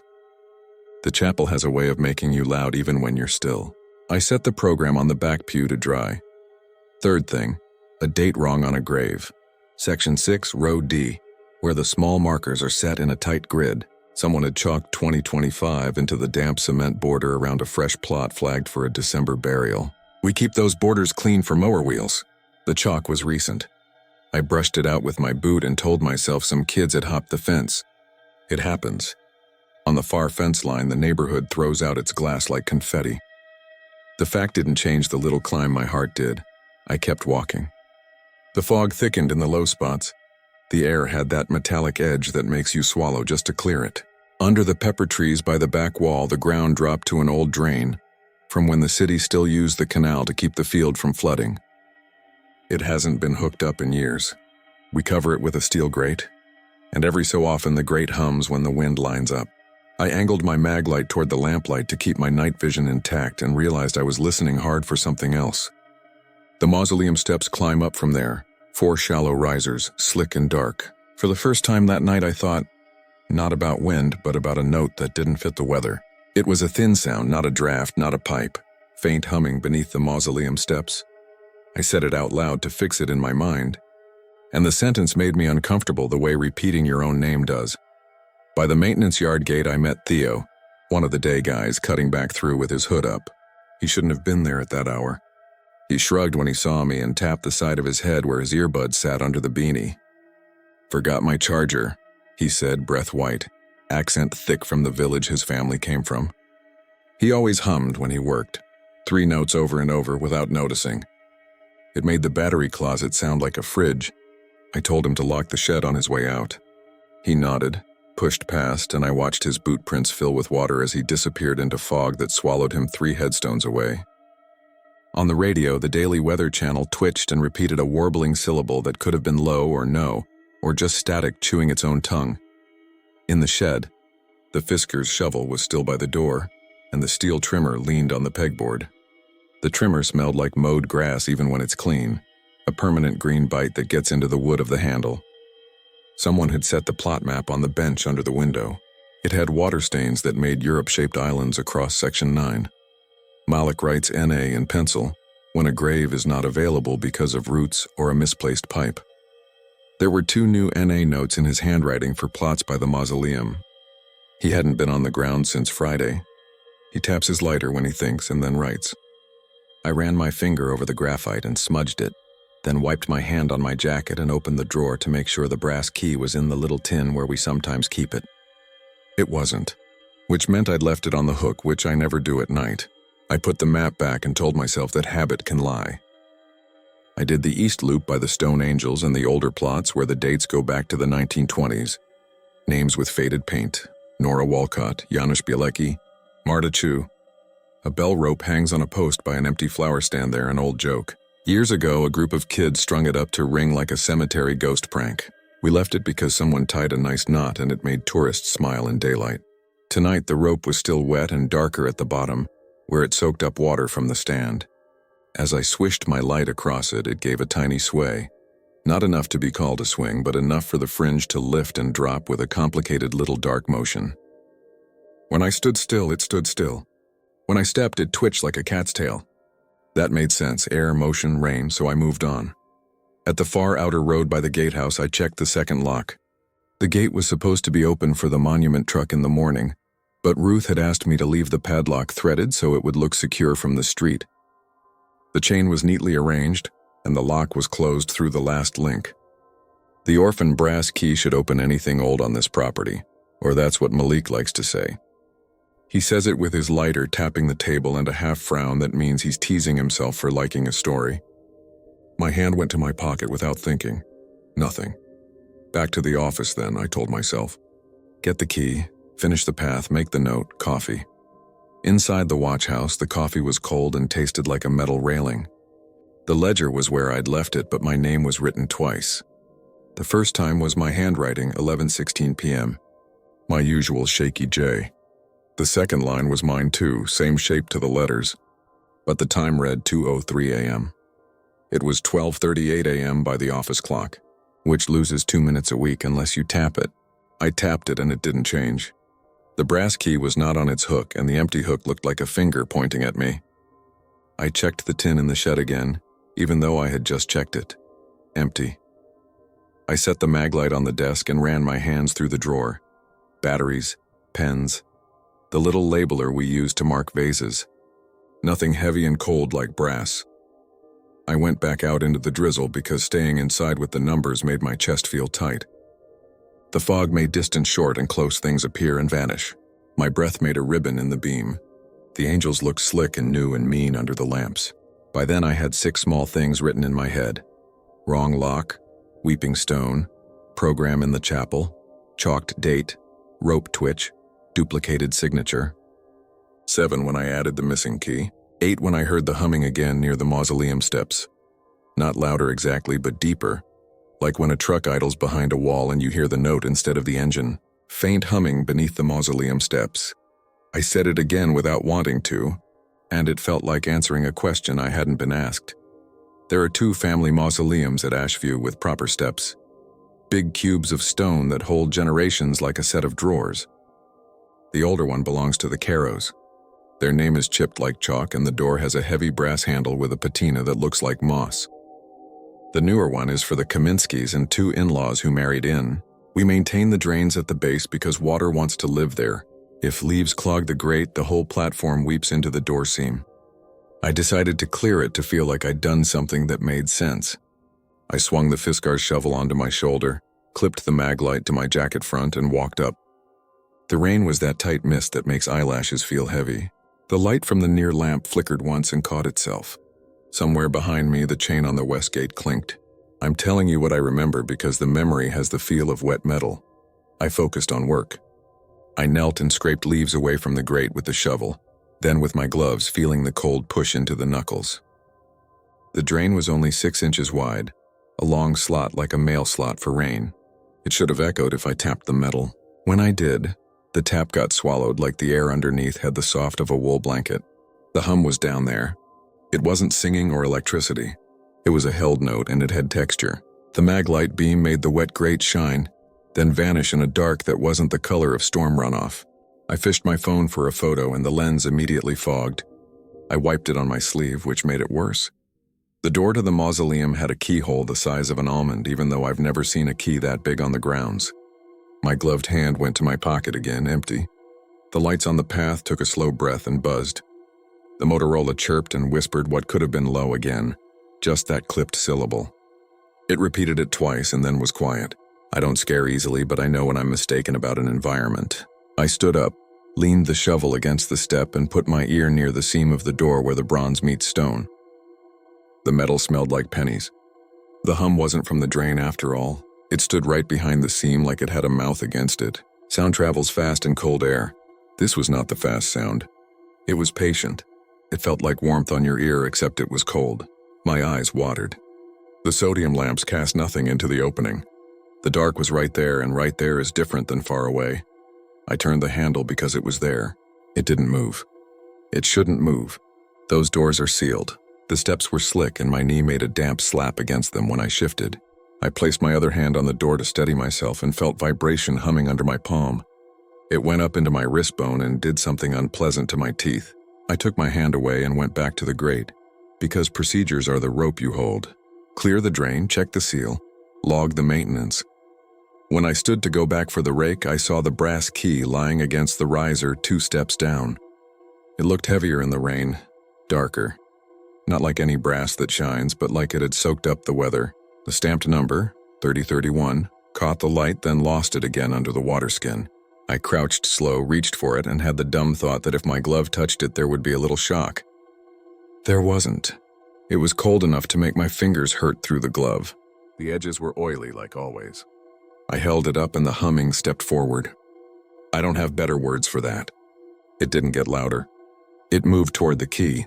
My chest did that small panic thing and I breathed with the trick they teach you for winter work. Count in 4, out 6, to calm the nerves that make your hands clumsy. I have learned that when you don't know a thing, make it ordinary. I told myself Ruth might have dropped the key earlier and brushed it under the step with her boot. It got caught there. The time in the ledger was a mistake. The locks happen. The rope happens. The weeping stone is a mineral stain feeding on iron in the stone or something leaching out from the soil. People write dates down wrong. The hum is a transformer in the neighborhood. Theo lost his charger. He'll laugh about forgetting his charger. I said all those things in my head like I was reading them to a kid who wouldn't sleep. The lock plate under the mausoleum handle was old. Brass and brass. My hand was shaking when I brought the key near the keyhole and it surprised me by fitting not quite. The square shoulders met a round throat. I shouldn't have tried, but I had the boot-heel pride of a groundsman about finishes and old metal. I adjusted, turned the key and felt it settle with the kind of click you hear with your molars. The door didn't open. The step below me made a tiny, gravely sound like something under the slab shifted and found a new equilibrium. Rain ticked. The lamp buzzed. My breath bounced off the door and made my face damp under the hood. The humming went down into the steps like someone took their mouth off the seam and put it against the riser. Sound through stone is not like sound through air. It makes the air around you small. The radio hissed and repeated the same single syllable, softer now, low, which made me look at the battery indicator without thinking. Full bars. I toggled to channel 1 and asked if anyone was near the lower field. The answer was my own voice coming back a half-second late. I changed to 3 and got nothing. I don't claim an explanation. The maglite pulse stuttered once, a bug in the LED that happens when it wants a new battery. I tapped the base against my wrist and the beam steadied. Behind me, the bell rope gave a small persuading motion like a hand under it. This place has drafts inside its drafts. I could taste metal again, colder than ever. A taste like when you touch your tongue to a 9-volt just to see if it still has life. I turned the key back, pulled it out, and the humming came up through the riser like air through a reed. It had a pattern now. I could convince myself of a pattern. 3 seconds, quiet, 2 seconds, quiet, 3 again. If you're around life support units long enough, everything becomes a machine in your head. The pattern worked on my nerves worse than randomness, so I did the next ordinary thing. I went around the side of the mausoleum to check the downspout, because maybe the hum was a line carrying water and the grate was acting like a soundboard. I planted the Fisker shovel to steady myself on the slick grass and rounded the corner into a deeper fog pocket that blurred the lamplight into a dull halo. Earthworms scatter on the surface in this weather. I stepped around 3 and apologized for the 4th I didn't see soon enough. You'll think that detail is silly. You'd be surprised what becomes important when you're trying to keep your head clear. The downspout was clear. The grate on this side had a single wet maple leaf plastered over it. I peeled it away, and below, instead of the damp soil I expected, there was a dark gap big enough for a fist where the ground had changed shape. I angled the mag light in and saw stone. It wasn't a void in dirt. It was a recess like a box with a lid that hadn't been poured or had been poured and later cut. A little door under the step, stone faced with metal somewhere in its sandwich. I reached in with 2 fingers, touched cold, and felt a threaded edge, the kind that expects a screw cap or a key. The brass key in my pocket got heavy like a dare. That was the moment the lamps along the path did a longer flicker, and the rain's sound briefly changed, as if the drizzle were heavier without landing harder. My jacket found water down the collar and I flinched more from the sensation than surprise. I slid the key toward the recess. My glove squeaked on the wet. The key shaft didn't fit a rotation hole, but the head's cutouts lined up in a way I can't explain politely, except to say I recognized the feeling of a tool in the right place. The click was delicate but undeniable. The humming stopped. The silence was not relief. It was like the hum had been the weight on a rope, and when you remove the weight, the rope slaps the pulley. My ears chilled. The radio spoke in my own voice again, saying the time and my name. The bell rope swayed further than a draft would have managed. The door seam made a damp kiss sound, like 2 wet fingers peeled apart. And then the steps exhaled. The air that came up from under them was not warm and not cold. It was the exact temperature of a hand you don't know touching you in the dark. If you think you know what you do, you don't. If the thing I expected had been visible, I would have had a way to handle it. Even a rat has eyes and a shape you can angle a shovel at without being cruel. This was not a thing. It was a pressure that made the muscles along my jaw tighten on their own. The smell was wet stone and old canvas, and a smell that only lives in basements where there used to be water. I kept my hand on the key head because pulling it out felt like giving up mid-sentence. The downspout behind me ticked. Above me, the lamplight leaned into the fog and backed away. I wanted someone to call my name like they do when it's time to lock up, the way Ruth sings the first syllable like a bell, or the way Malik rolls it with a half laugh. Theo hums without realizing. The place offered none of that. The humming returned, but now it was inside my skull, a substitute for air, a marker for where to put panic. Here is where I tell you about staying practical. I stepped back. I put the mag light in my mouth, bit down on the rubber of the tail so I could use both hands, gravel grinding under my boots, shoulder finding rain. I took the Motorola off my belt and pressed the call button until the light blinked red, then green, then red, like it does when it's thinking about connecting. I said my name. The section, Kaminsky Mausoleum, need a second pair of hands, knowing there was no one on call but pretending there was. I took the Fisker's shovel and jammed the blade across the little door seam and leaned, not to pry but to present weight, to give the situation something to argue with that wasn't my head. The shovel flexed a little and made its own small metal groan, one that belonged to this world. The humming in my skull beat against the tool's sound. I went blind for a second like you do when you stand too fast. The pressure under the steps receded as if the shovel had reminded it about the logic of objects.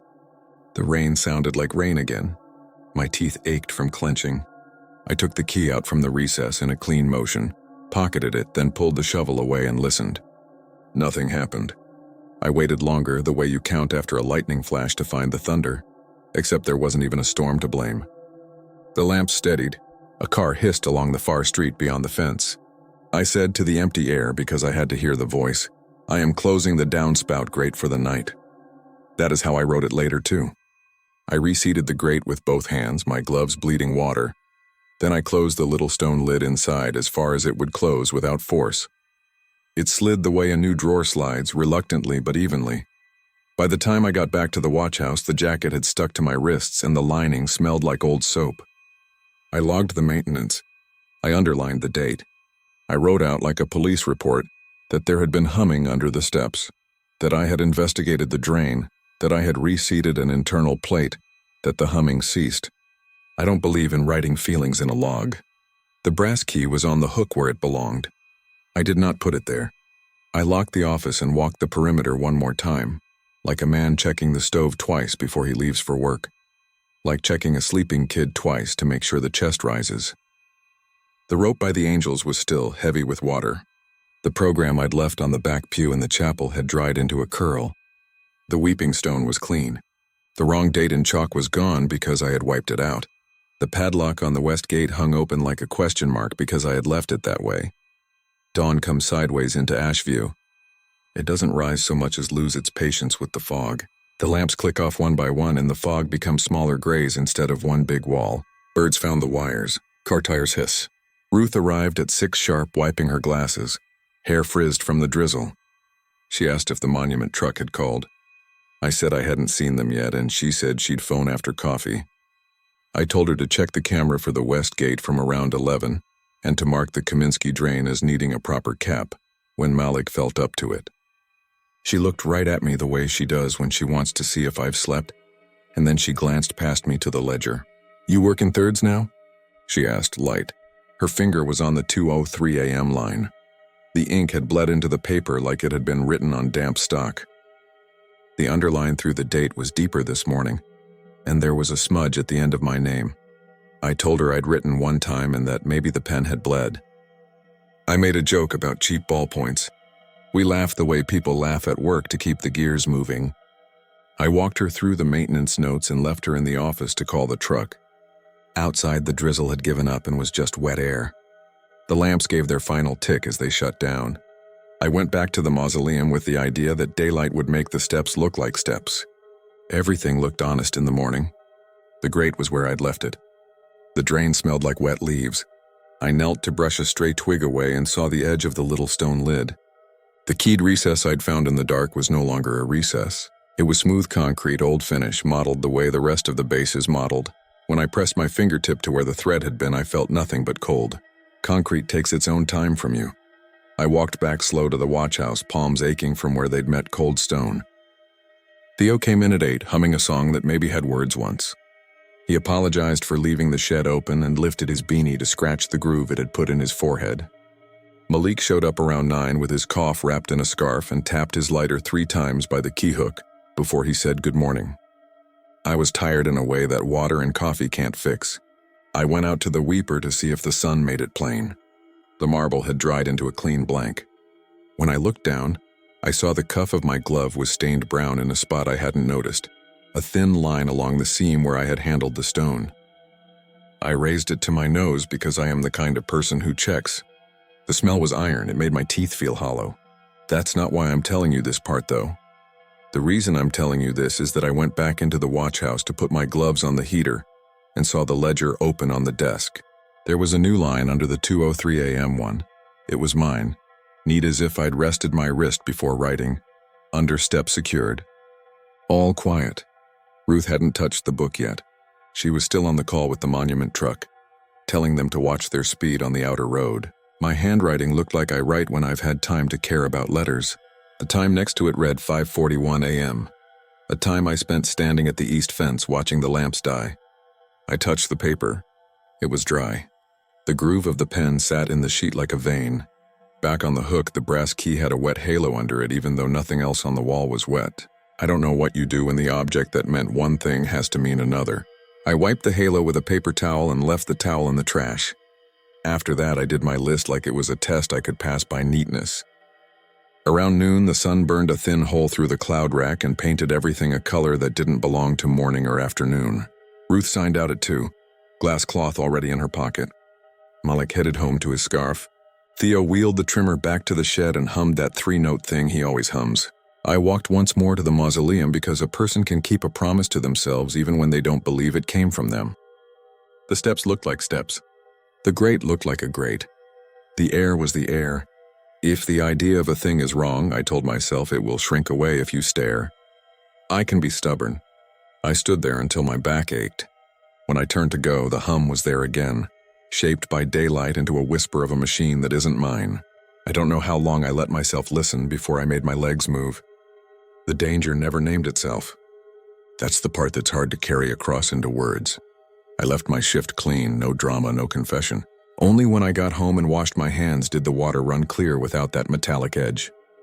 I slept as if sleep were work, then came back the next night to do the same path. The west gate was as I'd left it. The program in the chapel was gone because Ruth had tidied. The rope did not move. The chalk had been rinsed by the drizzle. The ledger had a blank line for me. I told myself the first time was a hiccup in a day that started wrong. I told myself October weather does strange things to stone. I told myself it is my job to keep things ordinary for the people who come here to do the hard part of living, the part where they remember.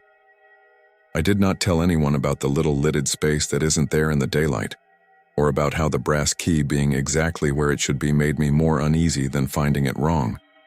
I did not tell them that when I close my eyes now, I can feel where the key fit, not in the hand, but in the part of your head that protects you from knowing too much about where you work. Eventually, days piled and made time feel real again. We did a burial in Section 9. We drove the cart along the path and the tires made that soft hiss. When we got back, I initialed the ledger and underlined the date like Ruth does because she was home with a headache. The paper had that same faint second underline like a shadow.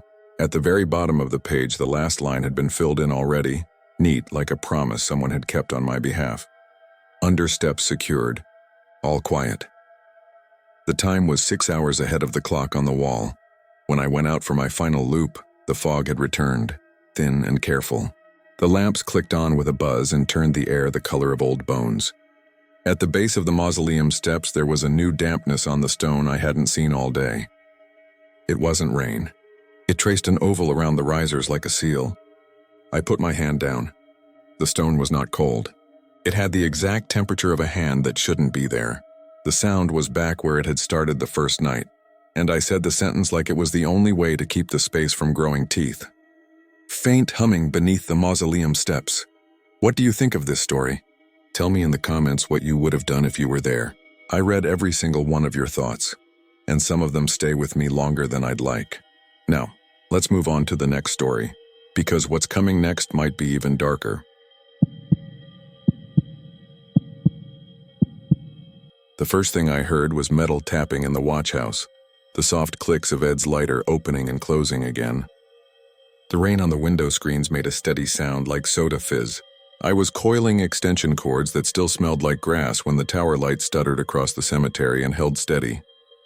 I had looked at that light for months without thinking about it.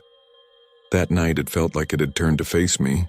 I'm the night caretaker at Pine Hollow Cemetery in Sedgwick County, Kansas. And this was during my last week before I was supposed to switch to days. The place isn't big, but it's old. Wrapped by a cracked outer road and a field that never drains right. The tower is a brick watchtower that everyone just calls the watch house, even though it's a tower attached to a one-room office with a rusted stove. The county sealed the tower stairs with a steel door in 1958 after a kid fell from the catwalk. They left the lantern up there anyway. Nobody climbs. The light runs now on a sensor and a maintenance circuit that the city refuses to diagram.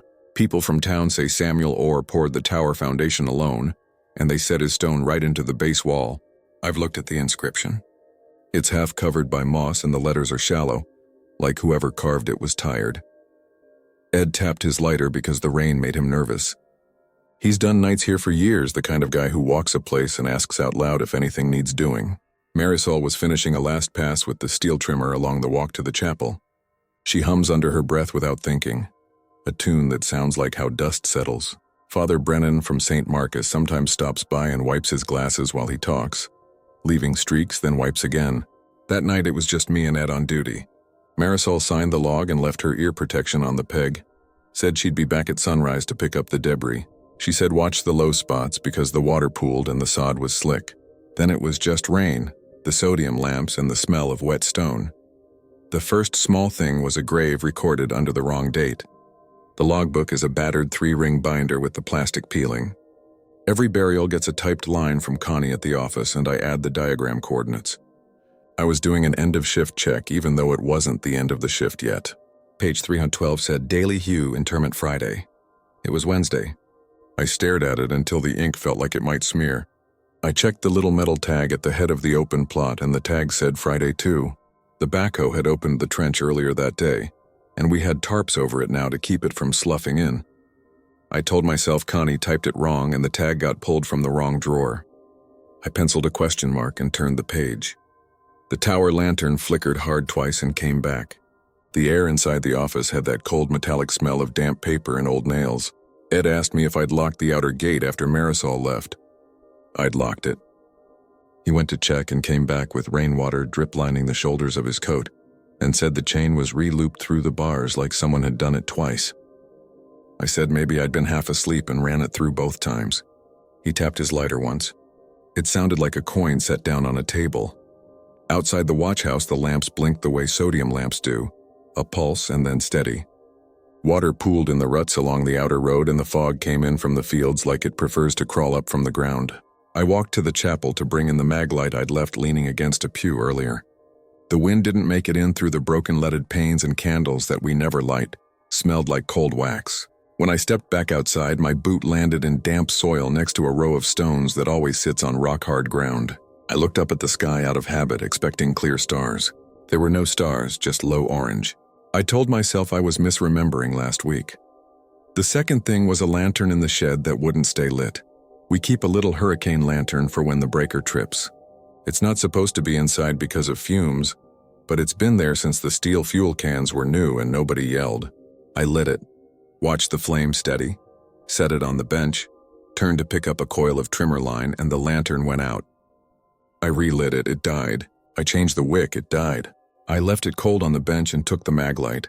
I cut across the east section. The stones out there are mostly flat to the ground. One name repeated more than once, Pritchard. I knew it already, but it looked like the same dates were carved twice. And the second stone was half sunk, so the 6s and 8s looked like they were trying to trade places. My beam picked up fresh trimmer line loops in the grass like little blue snakes. I set one in my pocket so it wouldn't tangle the mower deck tomorrow. The radio on my belt hissed.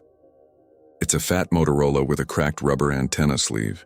Ed had the other one back in the office. The hiss cleared and I heard a whisper that might have been a word or might have been the rain. I said my name and asked if he'd called. Nothing. I adjusted the volume dial and had to pull my glove off to do it because the knurling bites. At the mausoleum, the steps stay slick. They hold a sheen even on dry days like someone mopped them. There's a drain that never drains. I stood at the top step and shoved the mag light under my arm to get the key ring off my belt. The brass key hangs on its own split ring with a little tag stamped chapel. It doesn't match the other keys, which are all dull nickel. It showed up in the bottom of the ledger drawer on my second day, and it doesn't fit the chapel. It doesn't fit anything. I keep it because my hand learns shapes and I notice when a shape is missing. I checked the lock even though the mausoleum has had a keypad since last year.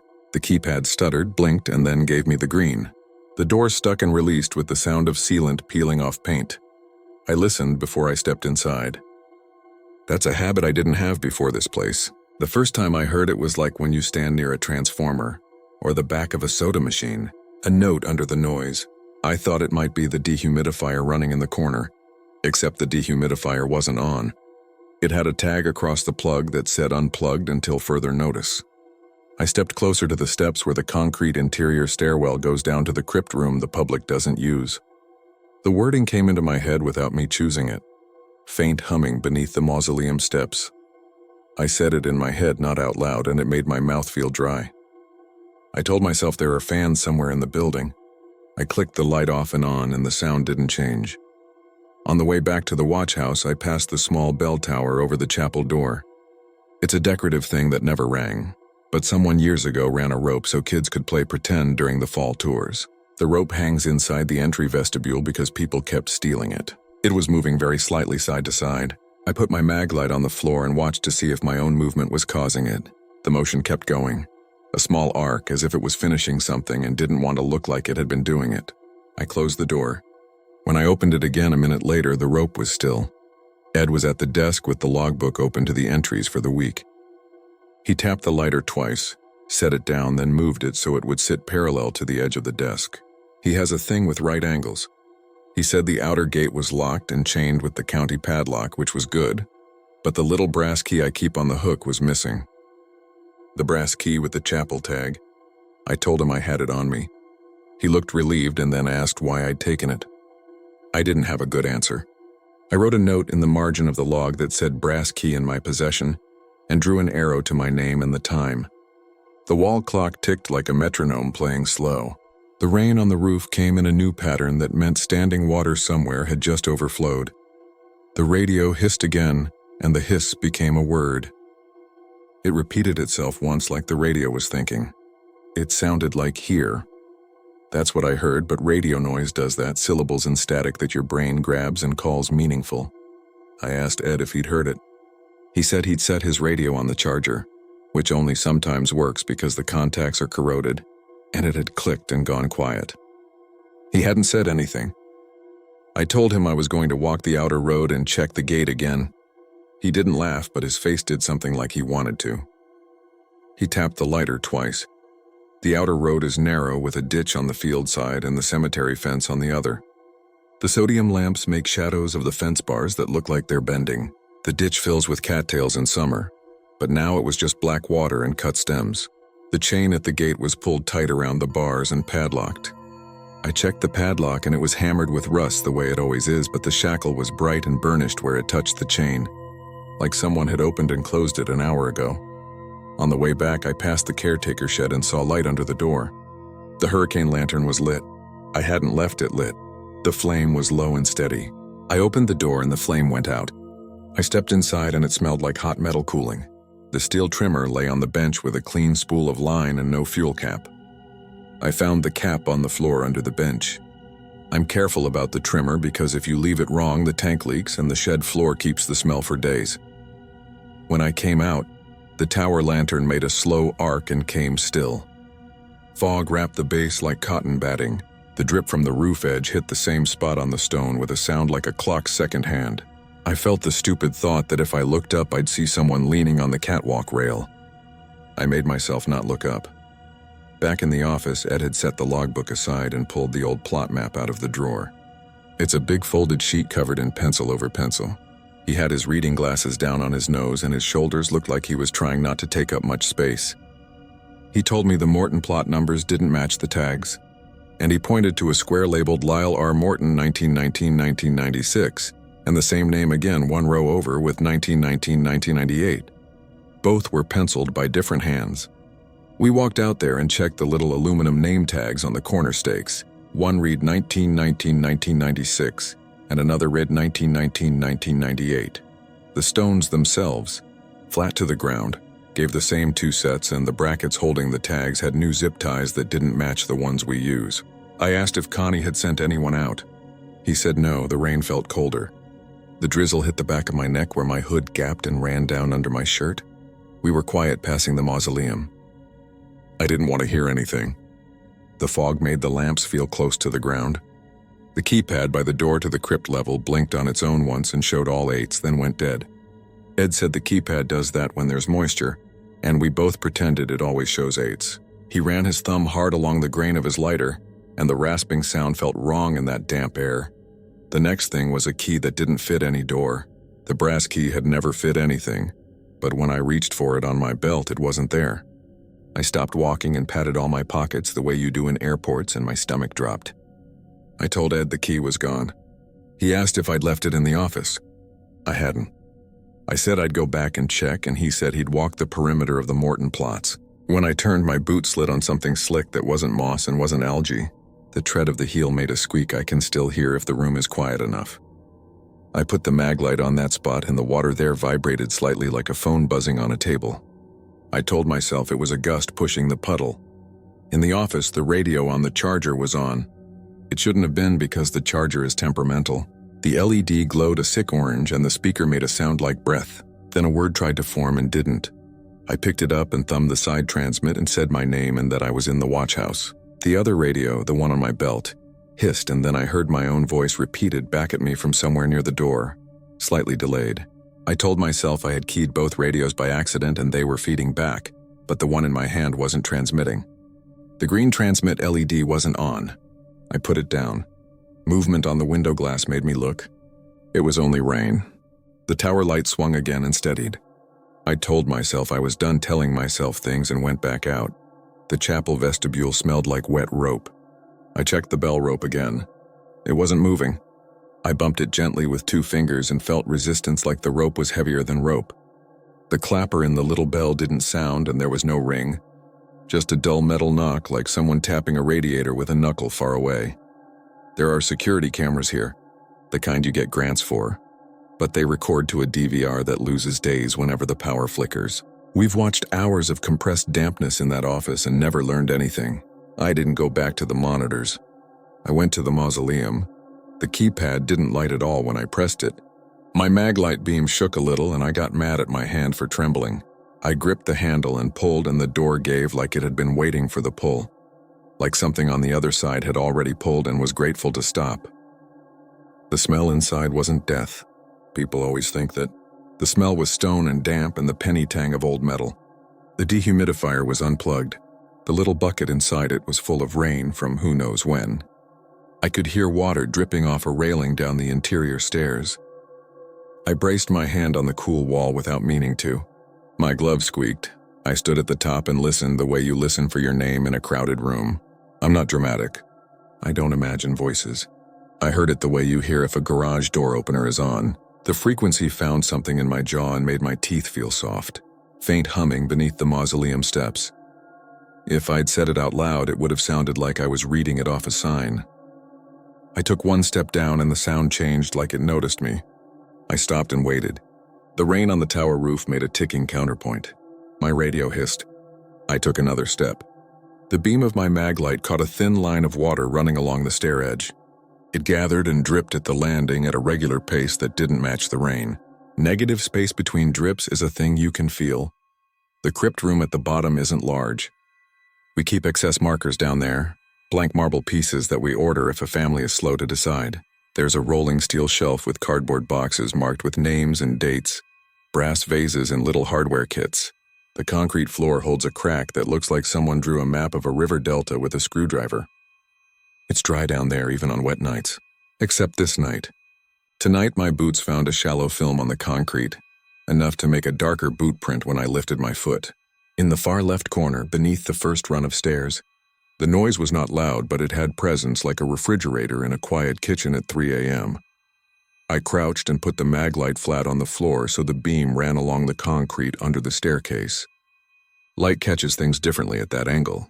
The crack there widened into a small oval I'd never noticed because it reads as shadow when you look from above. The oval was a plugged hole filled with some kind of resin. A round impression around it glinted where resin met steel. The oval would be where a drain had once been. I thought of the foundation stone with Samuel Orr's name and the phrase people say about him still keeping his shift. And that annoyed me because this was a job site, not folklore. Then the radio on my belt said my name exactly the way I say it when I answer the phone. It was my voice. The word was breathy because it was traveling through rain and wet fabric. The next word, which I didn't recognize as mine, said, "Here." I said the thing you say when you're trying not to act like you heard your own voice. I said, "Go ahead." The radio clicked and went silent. I stood up too fast and my head hit the stair. The metal sounded sharp in my bones. I backed out and the hum stayed exactly where it was. I went upstairs because I didn't want to learn anything else in that room.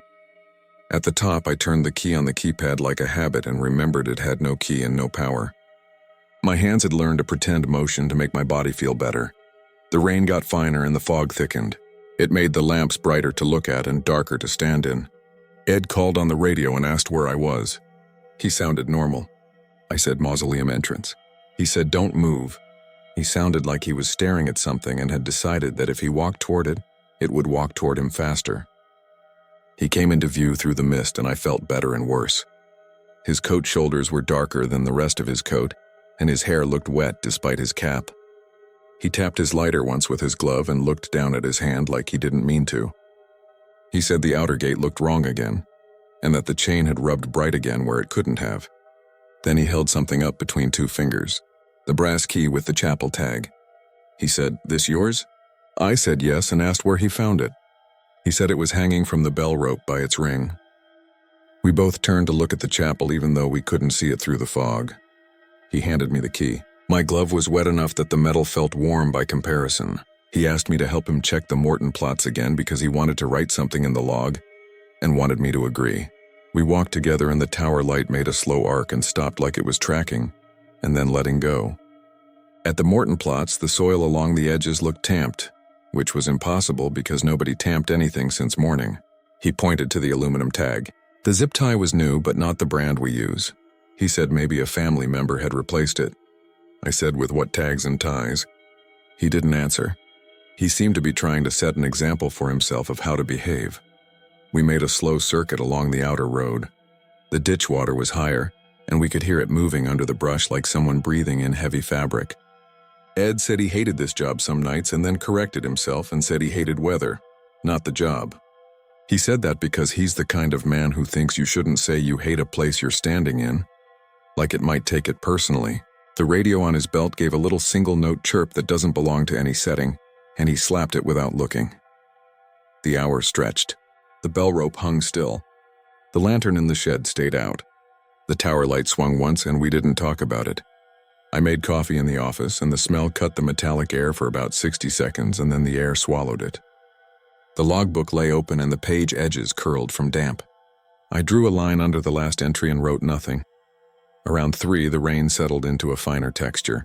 The fog climbed up in sheets and then settled again like it was learning how to wear the stones. The tower light flickered, stuttered, and then made a slow, even sweep and back.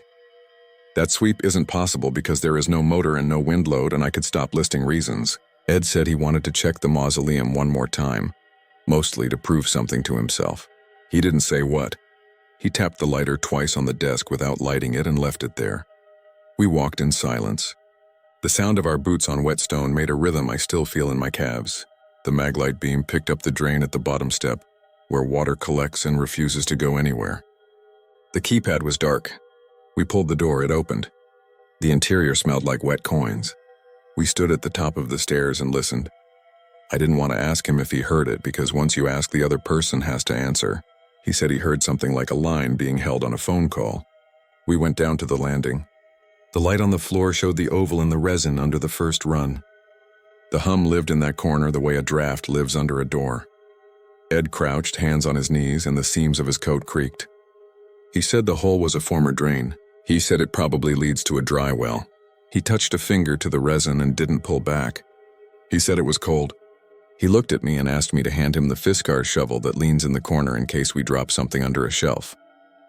He didn't say why. I handed him the shovel. He put the edge of the steel gently along the seal line to test it. The sensation in my jaw increased like the note had found a better way to reach me. He saw something in my face and paused. I said not yet, and he nodded, as if to say he responsible for my yet. We stood there a long time with the rain in the background and the clink of water leaving the stair and hitting the landing, and the softer, irregular drip after that. The radio on my belt made that single chirp again that isn't real. Ed said he kept a stethoscope in his truck for engine noises and he wished it wasn't out at the outer road. We have rules about staying in after hours, but you can see the truck through the gate bars. He said he was going to go and come back, and he said it in a voice that made the room feel narrower. I said I'd stay here. He said don't go touching anything with a shovel until he got back because he wanted to feel useful. His boots made the sound you get when a boot leaves a floor with thin water on it, a seal breaking quietly over and over as he climbed. I waited with the mag light on the floor and the beam running under the first stair. My breath made visible steam that caught the light and then tattered. The hum lived down there the way an old fluorescent fixture hums even when it's off. I thought about pushing the shovel under the seam and popping it like a blister. I thought about lifting the resin plug and finding nothing, or finding a void that had been under the building since 1958. I thought about water running, because the cemetery has a way the water decides to go, and we all pretend we decide for it with our drains and swales. I thought about Samuel Orr's name and the way the letters on the foundation looked thin in the stone. The radio hissed and a voice said my name the way Ed says it. Then the voice said, "Don't touch it." I said copy and felt along my belt for the radio.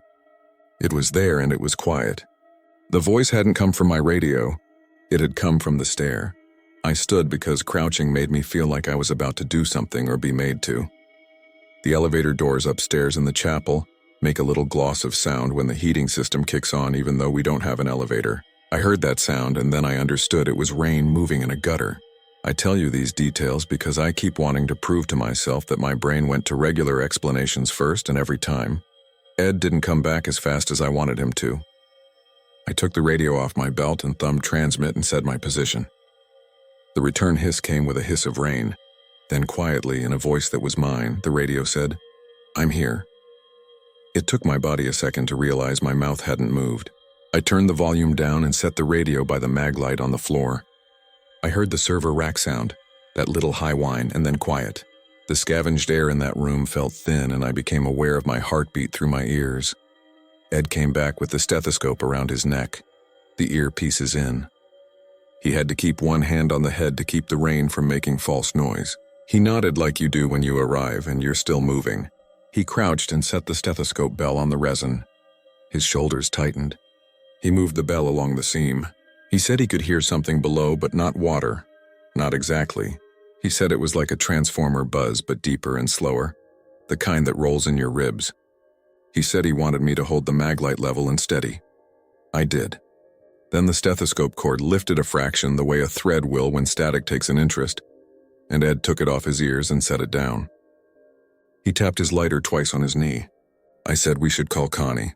He said at 3 a.m. she won't hear the phone, and if she does, she'll tell us to lock up and go home. And we can't go home because this is our home right now. He said it like he was trying to make the idea sit still. He took the Fiskars shovel and looked at me. I said do it, and I hate that I said that. He slid the shovel tip under the seam where the resin didn't make a perfect line, and applied pressure the way you ease a paint can lid. The first sound was a tacky pull like tape coming off a cold window. The hum deepened one notch like a step down on a staircase. He froze and leaned back. The resin didn't snap, it gave. The seam opened a hairline and a breath of air came up that felt colder than the room by several degrees. It had no smell. That is important. The lack of smell was a shape by itself. We heard a knock. Not a bell, a knock. Metal on metal from above. The bell rope in the chapel was hitting its housing. We both looked up, although there was only concrete and stairs. The knock came again and then stopped. The radio on the floor gave a chirp like a battery running down inside a smoke detector, and then stopped. The hum was still there, one notch deeper. Ed slid the shovel out and sat back on his heels. He rubbed his kneecap with his palm like it hurt. He said he wanted to put the resin back how it was. He said the air felt wrong. He pushed the seam together with the flat of the shovel blade, and the resin settled with a small sticky sound, and the hum moved back to its first notch. We both breathed like we had been waiting to be allowed to. He stood carefully and said we were going to go upstairs and write in the log that the mausoleum keypad had failed, and we'd secured the interior. He said it in the official way that makes the brain feel like it's putting the lids back on. We turned and went up. At the top, the metal handrail felt warm from our hands. The door moved like something had held it and let go. Rain hit the entry landing and made the floor look like oil. Back in the office, we stood under the buzzing fluorescent tubes. The logbook lay open where I'd left it. Ed took the pen and wrote the line he'd said he would. He wrote slowly and his hand didn't shake, and I watched the way his knuckles whitened when he pressed the letters. He set the pen down and angled it parallel to the edge again. I checked my watch and the hour hand had trouble finding numbers. The air tasted metallic, and the coffee in the styrofoam cup had cooled so much that the cup felt warmer than the liquid. Dawn in this place doesn't come in a rush. It finds the fog and diffuses. The lamps blinked off in their own time, not all at once. Marisol's truck lights showed as a glow at the outer road. She let herself in with her key because the padlock was on our side of the bars. She walked to the watch house with her hair in a scarf and wiped the moisture off her earmuffs with her sleeve. She said we looked like we hadn't slept. She hummed a bar of that tune she always hums, then stopped and asked if the trimmer was fueled because she wanted to hit the corner by the Pritchards before the family visit. Ed said yes, and then we both looked at each other because neither of us had fueled it. He went to the shed, came back and said the cap was on, the level was right, and the line was spooled perfect. Marisol laughed and said we had a helpful ghost. She doesn't believe in anything but work. False relief is a real thing. We did the checkouts we always do at shift change. The bell rope in the chapel was still. The outer gate chain looked wrong and we told ourselves it didn't. The tower light was off. The mausoleum keypad was dead, but the door was locked. We walked back to the watch house and the sun was a lighter patch of fog that made the stones show their edges. Marisol asked if we'd seen the newspaper article taped over the desk. It's an old one, yellowed, about the tower closing in 1958. Somebody had added a sticky note that says, "Call Donna about ladder safety talk." We said we had seen it. She wiped her glasses with the bottom of her shirt and left a new streak and said she'd fix it later. I went to sign the log for the end of night, which is a line and a time and a short description. My name was already there. My handwriting. The timestamp said 11:02 p.m. the night before, 6 hours before I'd arrived. The line read, "Mausoleum secured. Do not open." Ed looked over my shoulder and said my name in a tone that asked me to explain something I couldn't. I stared at the loop of the G and the way I crossed my T too hard and felt the same fatigue. I'd used to make that T. I turned the page stupidly like there would be a different version of reality there and saw a blank, lined sheet that had soaked up damp and rippled. We stood there a long time. The rain let up enough that the fog thinned, and for a second a slant of light touched the face of the mortuary wall. The tower lantern hung quiet. I walked to the mausoleum and stood 3 paces from the door, not any closer. I could hear it again, even in the morning, even with the wind moving the wet cedar near the fence and the drip from the gutter. It was quieter. It still lived where it lived, faint humming beneath the mausoleum steps. What do you think of this story? Tell me in the comments what you would have done if you were there. I read every single one of your thoughts, and some of them stay with me longer than I'd like. Now, let's move on to the next story, because what's coming next might be even darker. The clanging started as soon as I swung the gate arm up. Not loud, just that repeated metallic chime, like a loose chain knocking the post. I thought it was the wind, but the air was hardly moving, heavy with the kind of drizzle that never settles into rain. I lifted my mag light to the watch house window and saw my own face first, pale in the glass, then the reflection of the sodium lamp behind me stretching into a yellow smear.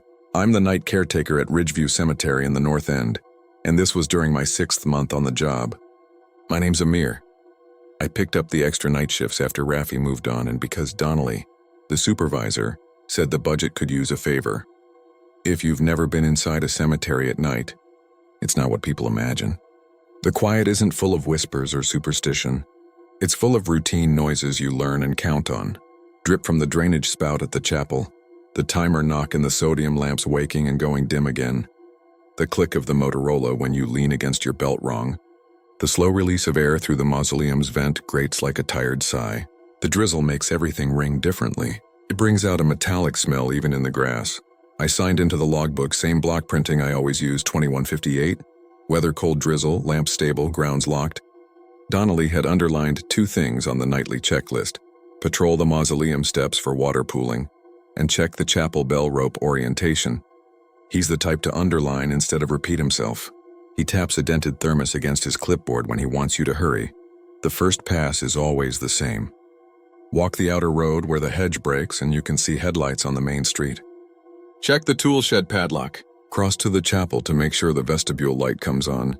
The steel trimmer hangs from 2 nails inside the shed, same as the Fisker's shovel, both still wet on their handles from the day crew's last use. I talk out loud sometimes to mark the quiet. Light stable, I say. Shit lucked.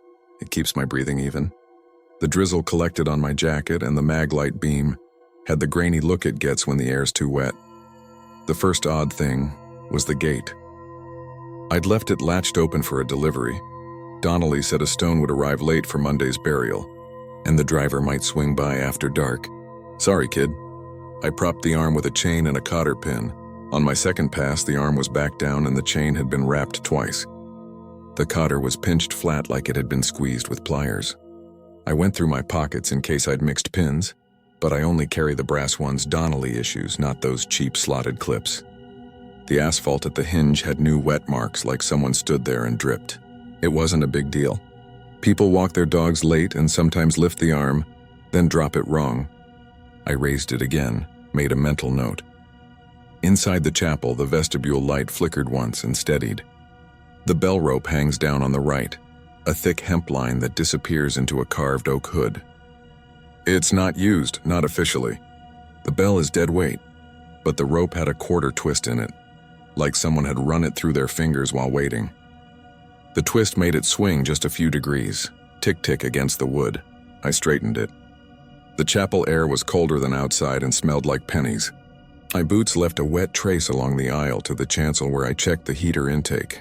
The filter was clean. Back at the watch house, I poured coffee from Donnelly's thermos into a paper cup and checked the ledger that tracks interments. The pages are yellow even though they're new. He likes the sense of continuity, he says. Plot 7B interment of Edith Vale scheduled Monday. Next line 4D, Thomas Calder, next week. Then a line that wasn't underlined, smaller writing at the top of the page as if added later. 12A, Nora Javid. The date penciled beside it was today's date, but in Donnelly's handwriting the year looked like last year's 4. He writes his 4s like houses. The graveyard files also have a plot map pinned to a corkboard. I checked. 12A was an old stone near the northern wall, a sandstone marker that flaked when you looked at it. Nora Javid had died in 1969. I stared at the pencil entry again. I rubbed at it and the year smudged but didn't vanish. The coffee taste turned brass in my mouth. Radio check at 22:15. That was habit from when Rafi was still around. He'd hum into the radio and say siren check as a joke, then hum some more. He had this way of tapping his lighter while he talked, a sharp little clack. With him gone, the only voice that answers is Carolyn from Municipal Security if she's not already dealing with somewhere busier. I keyed the Motorola and said, Caretaker Ridgeview, hourly check. It hissed for a long second and then I swear I heard my own voice come back faintly.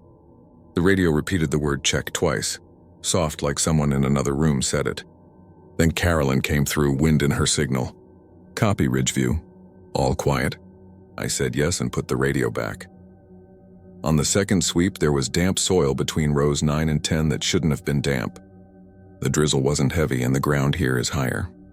The soil was darker in a rectangle about the size of a grave cut, but there was no fresh interment there, no boards, no flags. Pit-run gravel showed through the edges where someone had tamped it down. There were faint shoe marks, little semicircles, but they could have been mine from earlier. I stood still and listened. Drip from the chapel, distant hiss of cars, the hum of the lamp ballast near the road. Then I picked up something like a tone you feel more than hear, faint humming beneath the mausoleum steps.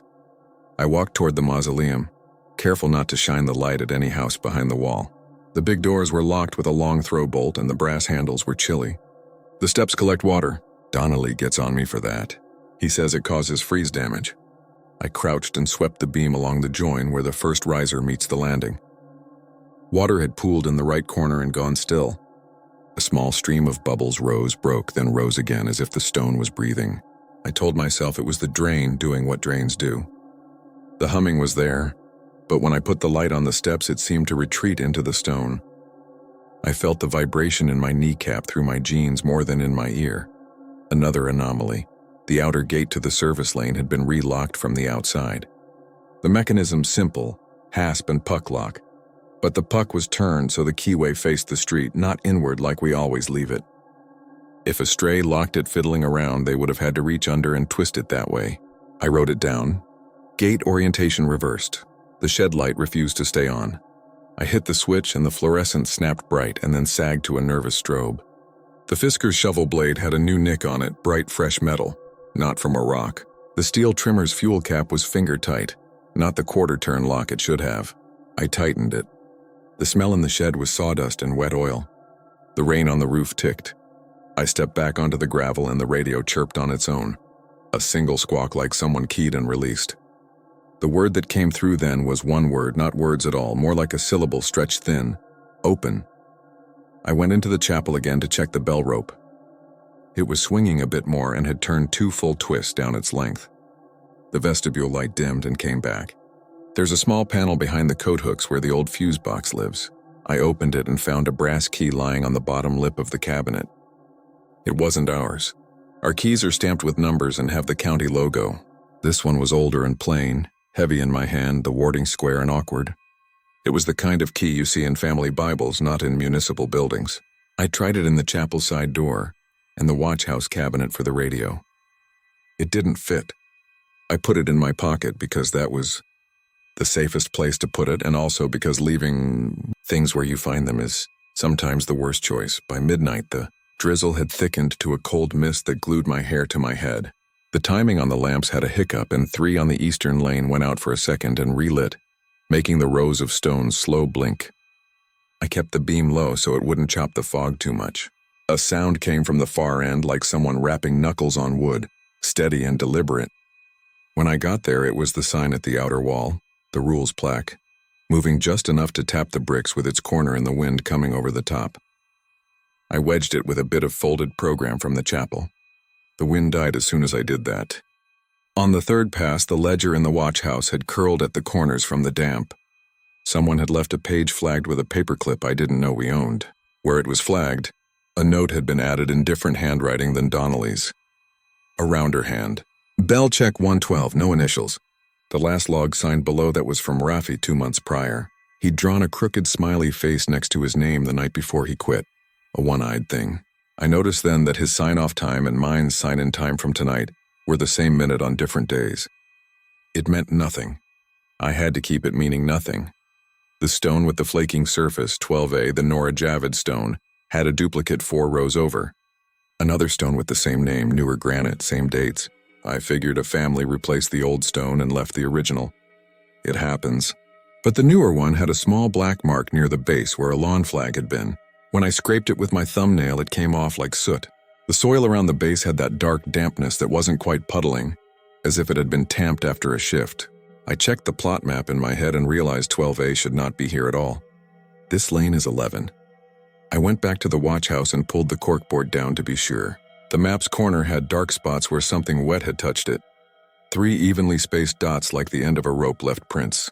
I replaced it carefully, faint humming beneath the mausoleum steps. Around 1, Donnelly called. He never calls during the night shift unless I've left something undone. But he said he was doing his own rounds at a different site and wanted to make sure we still had our spare puck locks. People steal metal, he said, tapping the thermos by the tiny hollow sound that came through the line. He does that without knowing. I said both locks were accounted for and made a show for myself of opening and closing the shed to look. The brass key in my pocket felt hot against my leg. I told myself that was a story and not a fact. I thought about calling Rafi, then realized I didn't have his number anymore. He works days across town.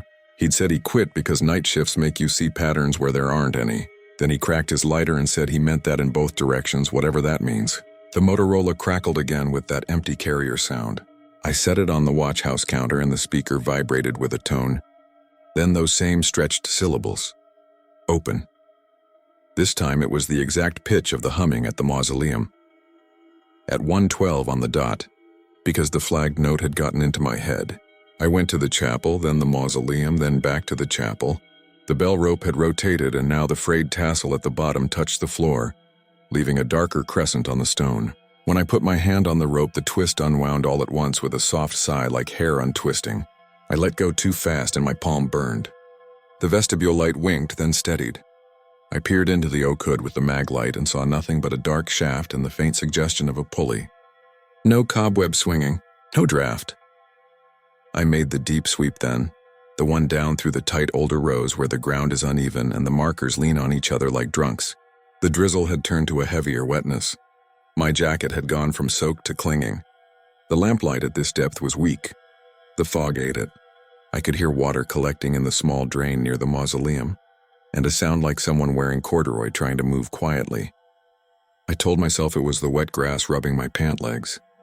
The steps to the mausoleum shone and the pooled water in the right corner had grown. Bubbles came more steadily and I could make out a seam in the stone I didn't know was there, a hairline across the landing. I took the brass key out then and felt stupid for doing it like I was answering a dare. I pressed its square end along the seam. It snagged near the riser, and when I pushed down I felt it land in a notch. It wasn't a lock, not in any standard sense, but there was something manufactured about the notch. The humming grew slightly. The air pressed on my ears like a plane landing. This was the point where I should have called Donnelly or Carolyn. I didn't. I test my own compromises first, and then I tell someone. It's not smart, but it's honest. The bubble stopped. The water lowered as if pulled from below. I saw then that the rightmost riser wasn't fixed. It flexed inward a quarter inch. A catch, then it reset. I pressed the key-shaped thing again and this time held it while I slid the maglite beam into the corner. The beam picked up a metal grate under the lip, black and old with a single small brass plate next to it. The plate had been painted over and wasn't legible. The key, when I pushed, made the grate tilt. Just a hair. There was a soft rush of air that smelled like old stone, and the inside of a drained fountain. I used the Fiskar shovel then, held sideways as a lever and eased the grate up enough to see a dark cavity beneath the steps like a crawl space. The humming was down there, steady and faint. I snapped a fresh angle with the maglite and saw a second brass key lying on the ledge inside the cavity, older than the one in my pocket, corroded to a green-black. Its ring stuck to the stone by a skin of mineral. Beside the key lay a folded paper so damp it looked like skin. My name was on it. I didn't pull the paper out, not then. My hand shook too much, and also I was aware in a very practical way of how stupid it would be to drop my flashlight, or the key into that hole. I felt the grate's weight wanting to fall. The steel trimmer was still in the shed with a strap.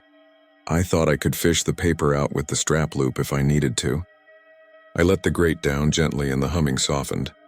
I put the key back in my pocket. I wrote in the notebook, step cavity, possible drain access. Item inside, to address in daylight. Then I left that scene exactly like that, and the leaving felt like retreating from something you've offered your name to. At 2 Kausinalrides, the lamps hiccuped again. The 3 on the east road went out and came back twice. A car idled on the other side of the northern wall and then drove off. I checked the service lane gate, and it was still wrong side oriented. The drizzle stopped briefly. The air inside the chapel felt warmer and smelled faintly of wood smoke now, which made no sense. The bell rope hung straight, no twist. But when I reached the vestibule door, it didn't push open like before. It resisted, then gave in a little. Something was against it. I pushed harder and it moved, and the resistance dissolved like it was only ever in my mind. Inside, a small trail of wet footprints led from the threshold halfway down the aisle and then stopped. Size 9 maybe. Mine. Except I hadn't walked that exact line. My route, I checked, had wandered more toward the left. The radio crawled with static. The word that came through was not open this time, but a breathy repetition of a single consonant. It stretched and became a long hiss. I turned the volume down. The maglight's beam jittered as my hand did. In that quiet I heard again, behind the wall now and not in the radio, faint humming beneath the mausoleum steps. I've been trying to be clear about the sequence because it helps me not dramatize it. Around 2:20, the noise from the steps resolved into something like a pitch that oscillates. The kind of tone you get when two machines are slightly out of tune with each other. I took the Fiskars and the steel strap and went back. The drizzle had returned. My breath made thin ribbons in the air. The maglite was slick. I changed my grip. When I knelt, the cold went through my pants and into my skin in a clean line. The brass key fit the notch again. I levered, lifted the grate 2 fingers breadth and looped the style strap in under to catch the paper. It's a dumb tool for a delicate job. The hook slipped. I swore at a normal volume because anything louder would have felt like an announcement. I adjusted the strap, snagged the corner of the damp paper, and eased it toward me. It tore. A triangle of it came away. On the bit I got, my name was there in my handwriting, the same block letters I use in the ledger. Below my name were 4 numbers I recognize as radio codes, 10 and 97 on scene, 10-8 in service. Those were Rafi's favorites to say out loud. The paper had a waterline stain across the top in the shape of a stepped edge. I tried again with the strap. A small piece of grit fell into the cavity and hit whatever floor was down there with a sound like tapping a glass. The humming changed pitch by a hair, not louder, closer. The practical danger hit me then. Not a haunted kind. A physical kind. I had a heavy grate propped open. Cold, wet hands, and I was leaning over a void I did not fully understand. If the grate slipped and slammed, my fingers could be right where metal wants to meet stone. I wedged the Fiskar's handle under the lip to act as a stop. I fed the strap back to the paper and tugged. It slid this time onto the ledge. The second brass key shifted and hit the ledge with a tiny, bright sound. Something moved below. I don't mean a figure. I mean the air moved around my ankles as if drawn. The radio, set on the step to my left, clicked and let out a tone perfectly matched to the hum below. Then it spoke in a voice that was mine, the recording of my earlier check, Caretaker Ridgeview hourly check. Hearing my own words come up from beneath the stone while the radio sat in the rain beside me, played with distances in a way I can't explain. The maglite beam found that folded paper now fully on the ledge. I reached and pinched it between 2 fingers. I pulled it out, slow to keep from tearing it. When it came free, water came with it. Not much, but enough to make a dark line on the step. I didn't open the paper immediately. I needed the grate down first. I slid the Fiskar's handle out, took the weight, lowered the grate. The brass plate clicked faintly as it seated. The humming softened to what it had been before. I opened the paper with the maglite pinched in my elbow and read it in the rain because I didn't want to take it into any building. It was a page from our logbook, or made to look exactly like one. The lines were the same. The little watermark in the corner was the county crest. The way the graphite holds on that paper was the same. The entry at the top was mine, my name. The time, 02:30. The note, check bell rope. Check gate, check steps. Then a second entry below that, in the rounder hand I'd seen before. Bell check 112, then open, no signature. The page number was 53. The ledger on the counter in the watch house was on page 48. I took the paper to the watch house anyway. I set it next to the ledger and compared page lines. Same. I turned the ledger pages slowly despite my wet hands. Page 49, 50, 51, 52 blank. Page 53 had the same entries as the damp paper, except the upper time said Oro 3:30, not 02:30, and the second line was not there. I turned back to page 47 and 48, and my earlier log in my handwriting looked normal. I checked the corner watermark. The damp page had the crest reversed, a print error you only see if you made a run twice and flipped the plate. The coffee I hadn't finished was cold and slick on my tongue. The humming in my bones had faded. I wanted it back so I could say it was constant. I went out again. The bell rope hung straight. I took it in my hand and it was warm. The bell itself is supported by a beam in a tower you have to reach by a ladder behind a locked door. That door was locked. The brass key did not fit it. It didn't fit the watch house cabinet or the service lane lock. It fit only the niche notch in the step that doesn't exist on any blueprint I've seen. My boots left new wet prints and joined the others, and again they matched mine more than not. The shed fluorescent had finally given up. The steel trimmer smelled like fuel even with the cap tight. The Fiskar's handle had a dull scrape along it where the grate had slid.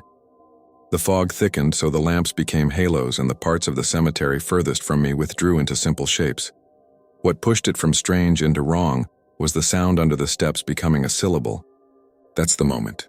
The hum modulated into something that had edges like a vowel said without a mouth. I felt the steps like a throat. It made me want to step away and also to press my ear to the stone. I knelt again and my knees hurt with the cold. I did not open the grate. I listened. The drizzle made a quiet static around me. Somewhere in the grounds, a drainage pipe clucked as air moved. The hum became a fraction louder and focused itself under my right foot. Panic came in the way your chest tightens without speeding your thoughts. I wasn't afraid of the dead. I was afraid of the machine that wasn't a machine under the steps that knew where my foot was. What do you do then? The honest answer is you back away. I took 3 small steps backward, keeping the mag light on the corner where the water had pooled and was now immediately draining into itself, forming a funnel around a plugged point. The radio on my hip clicked. A carrier tone, then a word in the same mechanical way, arranged from the noise of my earlier words. Open. I answered in a normal voice to nobody. No. My voice sounded like someone else's. The lamps held. The air felt like wet linen on my face. I caught the bell rope in my mind as a tether point. Something to look at later, and then I did the most boring thing I could. I wrote the details in the ledger. Time, temperature by feel, lamp condition, tool conditions, location of the brass key. It kept my hand steady. The page drank the water from the damp paper and wrinkled. It didn't relent exactly. At 3:12, the vestibule light went dark and bright and stayed bright. At 3:14, the service lane gate arm was down again with the chain clipped and the pin flattened further. At 3:20, the chapel bell gave a single low note even though the rope hung still. The note carried in the fog like a truck horn far away. I went into the chapel and stood at the back, not touching anything. My breath made a small cloud. The pews had a faint sheen of moisture.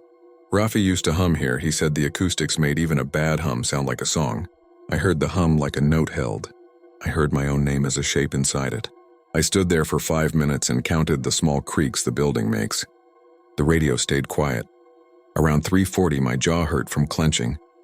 I unlocked the shed and took an old canvas tarp and wrapped it around the steel strap to dry it. The tarp had a chalk mark across it, a number, 12A. It wasn't like chalk lines the day crew uses to mark lengths. It was like someone had written a label on the tarp itself long ago. The drizzle slackened until the fog just hung. I walked back up the lane to the watch house, intending to sit down for the 15 minutes before another sweep, and found the ledger open to page 53 again, even though I had closed it. Another entry had appeared. Rafi's handwriting. 10:97, that was it. No time, no date. I took a photo with my phone and it showed on the screen, but when I looked again, the line was thinning like graphite dissolving. I glanced at the window. My reflection didn't line up with the yellow smear of the lamp behind me anymore. It was a half step to the left. I moved my head and it caught up. The audible part of my fear came in as a taste this time, copper behind the tongue. Faint humming beneath the mausoleum steps. I went out. The lamps along the main path held steady. The chapel wore its quiet like a coat. The steps to the mausoleum were wet and glossy and still. The hum had softened to a ghost of itself, but when I put my foot on the first riser, I felt it come up through the bone. The brass key was heavier than it had any right to be. I pressed it into the notch and held it without lifting the grate. The pitch changed like I'd drawn a bow across a string. Then it stopped. The air felt empty for the first time all night. I took my hand off the key and the hum did not return. I stood very still and counted to 100. Nothing. The drain in the right corner was quiet. I could hear a drip in the distance from the chapel spout. A bird in a pine tree shook itself and I heard the water come off it. Dawn here is a slow gray before the lamps click out. The sodium light seems to notice the change before your eyes do. The fog loses edges and becomes just air. I made what I think of now as my mistake. I believed it was over. I walked the outer road and the tools were where I'd left them. The shed locked. The bell rope not moving. The service gate arm up. My boots printed only where my boots went. The drizzle quit. The watch house smelled like old coffee and wet paper. I signed out. I wrote no incidents requiring report because I wanted that sentence to be true. Donnelly's underlines look ridiculous in daylight, by the way. The thermos dent shines more. He came in early and nodded at my notes and said good in his flat way. He tapped the thermos and told me to go home and actually sleep. He does this thing with his glasses where he takes them off and wipes the lenses with his shirt while still looking at you. All soft focus. He did that and said, "You look like a ghost." I said, "I feel fine." I walked to the gate and lifted the arm and chained it so the stone truck could come. I turned back once at the mausoleum because of course I did. It looked like a building looks, solid, boring. I went home and slept badly. This is the part that ruins the relief. In the afternoon, because the page had bothered me, I drove back to the cemetery with the sun out and the drizzle gone. Donnelly teased me about taking my work too seriously. The lamps were off, the fog was burnt away, the grass looked clean. I went into the watch house to look at the ledger again, to prove to myself that damp paper and page 53 and my name at odd times were tricks of a tired brain. The ledger was there. The bookmark Donnelly uses, an old funeral program, stuck out at page 44. I flipped to where my entry should be. My signature was already there on page 53, but the time wasn't 02:30 or 03:30. It was 04:45. I had left at 04:10. Below my line was a second line in the rounder hand. Gate relocked. Rope reset. Steps drained. I walked out of the watch house and went straight to the mausoleum and set my foot lightly on the first riser. The stone was warm as skin, faint humming beneath the mausoleum steps. What do you think of this story? Tell me in the comments what you would have done if you were there. I read every single one of your thoughts, and some of them stay with me longer than I'd like. Now let's move on to the next story, because what's coming next might be even darker. The first thing that cut through the drizzle was panting behind me, close enough that I stepped aside without thinking, like to make room for a body I didn't want to bump. The path was slick and the sodium lamps threw that drowsy orange that makes your eyes grainy, and for a second I saw a shadow tilt at my heels and thought, good, he's back. The dog is back. Then my flashlight showed only fog snagged on the yew-hedge and the wet stone of the watch house door. I'm the night caretaker at Clayton Grove Cemetery in the South End, and this happened during my last week on the job, the week I finally stopped, telling the new hires that the panting is just wind. The watch house is a brick box built in 1903. The radiator ticks and the window gasket is half gone, so cold creeps up your cuffs no matter what. I signed the log at 9:57 p.m., dipped the pen back in the cracked ceramic well out of habit, and left a line of water across the page with my sleeve. Tom Hale had scrawled the last note before mine. Southgate relocked 1710. Ask Rosa about key. Rosa Alvarez is our groundskeeper for weekdays. She wipes her glasses when she thinks you're lying and keeps every key on a loop that she refuses to wear, because she says if you wear keys, you forget what they're for. She'd left at 5, shook her head at the drizzle and told me, if you hear pacing, it's him. She never calls it the dog. She looks toward the black section, row J, where the old headstones lean toward each other like tired neighbors, and she doesn't say dog because saying dog makes it too easy to shrug. The radio on the shelf came to life as I zipped my coat. Motorola, old tan plastic, the kind you have to baby because the battery tastes yard dust. I test the signal by clicking the thumb bar twice. On the second click, I heard static make a shape, the way a hand makes a shape against frosted glass. It formed a breath and a word I couldn't catch, then it settled back into hiss. I told myself it was the municipal repeater in the park next door. The drizzle turned to that fine rain that gets under your collar and down your spine. I took the mag light, tucked a Fiskars shovel under my arm for balance on the hill, and smelled the metal. Everything smelled like metal that night, even the wet grass. My first walk is to the outer gate road and the caretaker shed by the north wall. The lamps hum. The patter off the leaves is soft, and when the fog drifts between the lamps, you can feel the air lose a degree. I stopped to push on the south gate even though Tom had relocked it. It held. When I turned, the chain hung loose for a second and then settled like someone had been holding it on the far side. I waited, held my breath, counted, and the only answer was rain tapping on the chain links.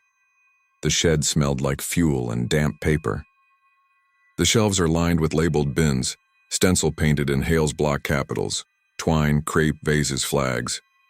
I checked the steel trimmer and the gas cans, logged it in the clipboard hung by a nail. The clipboard was flipped to a page torn from the top of an old ledger, the kind with green lines and a red margin. Someone had written a column of names from the Northfield burials dating back 30 years. In the middle of the list, twice 4 lines apart, was Edwin Pike. I ran my finger over the ink. Same hand, same pen pressure, same slant. I told myself we'd had a son and a father with the same name, or a cousin. But Rosa's habit raised up in me, and I found myself wiping my face with my sleeve, the way she wipes her glasses when she's not buying a story. By the chapel, a sodium lamp was stuttering. The light swings on a lazy cycle when it's wet. The ballast complaining, but this was a steady 5 counts bright, 3 counts dim, like breathing. I stood under it and let the dimness wash me and listened for soil settling. That little puck of sound when water finds a fresh pocket. The chapel door latch has an old iron bell rope tied to it from a time when you could pull from outside to call someone out of the watch house. The rope swung when the dim hit. I held it still. When I let go, it moved again. Half an inch. Not enough to blame on a draft in that air. And the motion was the motion of something letting go. Behind the chapel is the lower path to the West Mausoleum. The stone steps there are worn thin on the edge where groundskeepers go up with trimmers and ladders. As I put my foot on the first riser, I heard it for the first time that night. Faint humming beneath the mausoleum steps. I was far still 50 yards, but the sound traveled through wet ground, like the way you feel a bus before you hear it. I stopped, tried to blame a transformer in the utility yard across the street, but the hum was under my boot.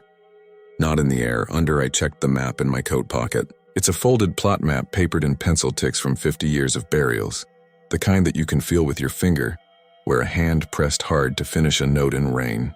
In section C near the West Mausoleum, there's a row that never drains right. Rosa calls it the sponge.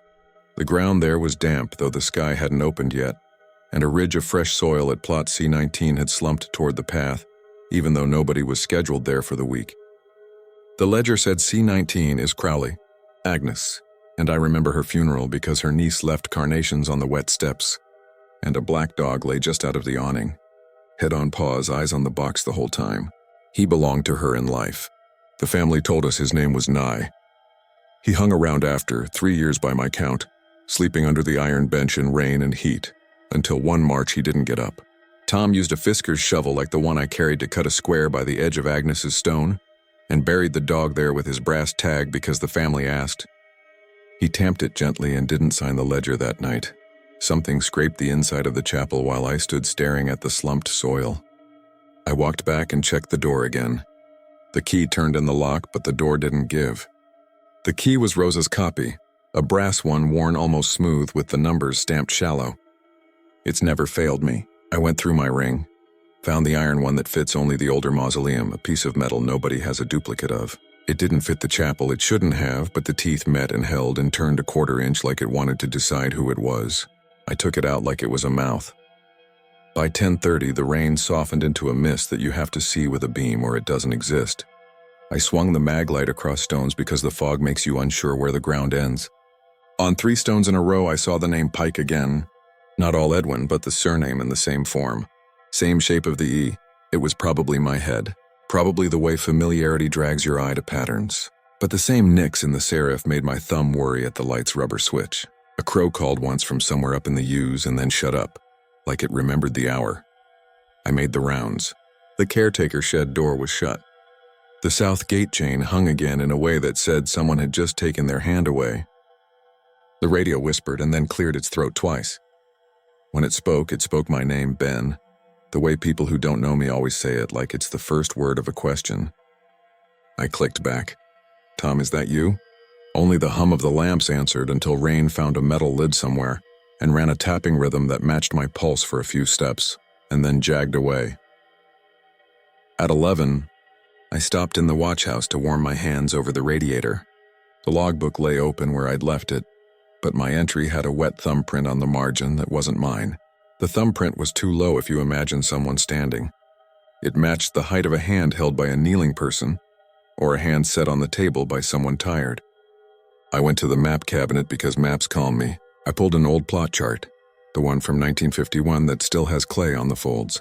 A brass key fell out small, weighty, a little offset in the bit with a loop-stamped bell.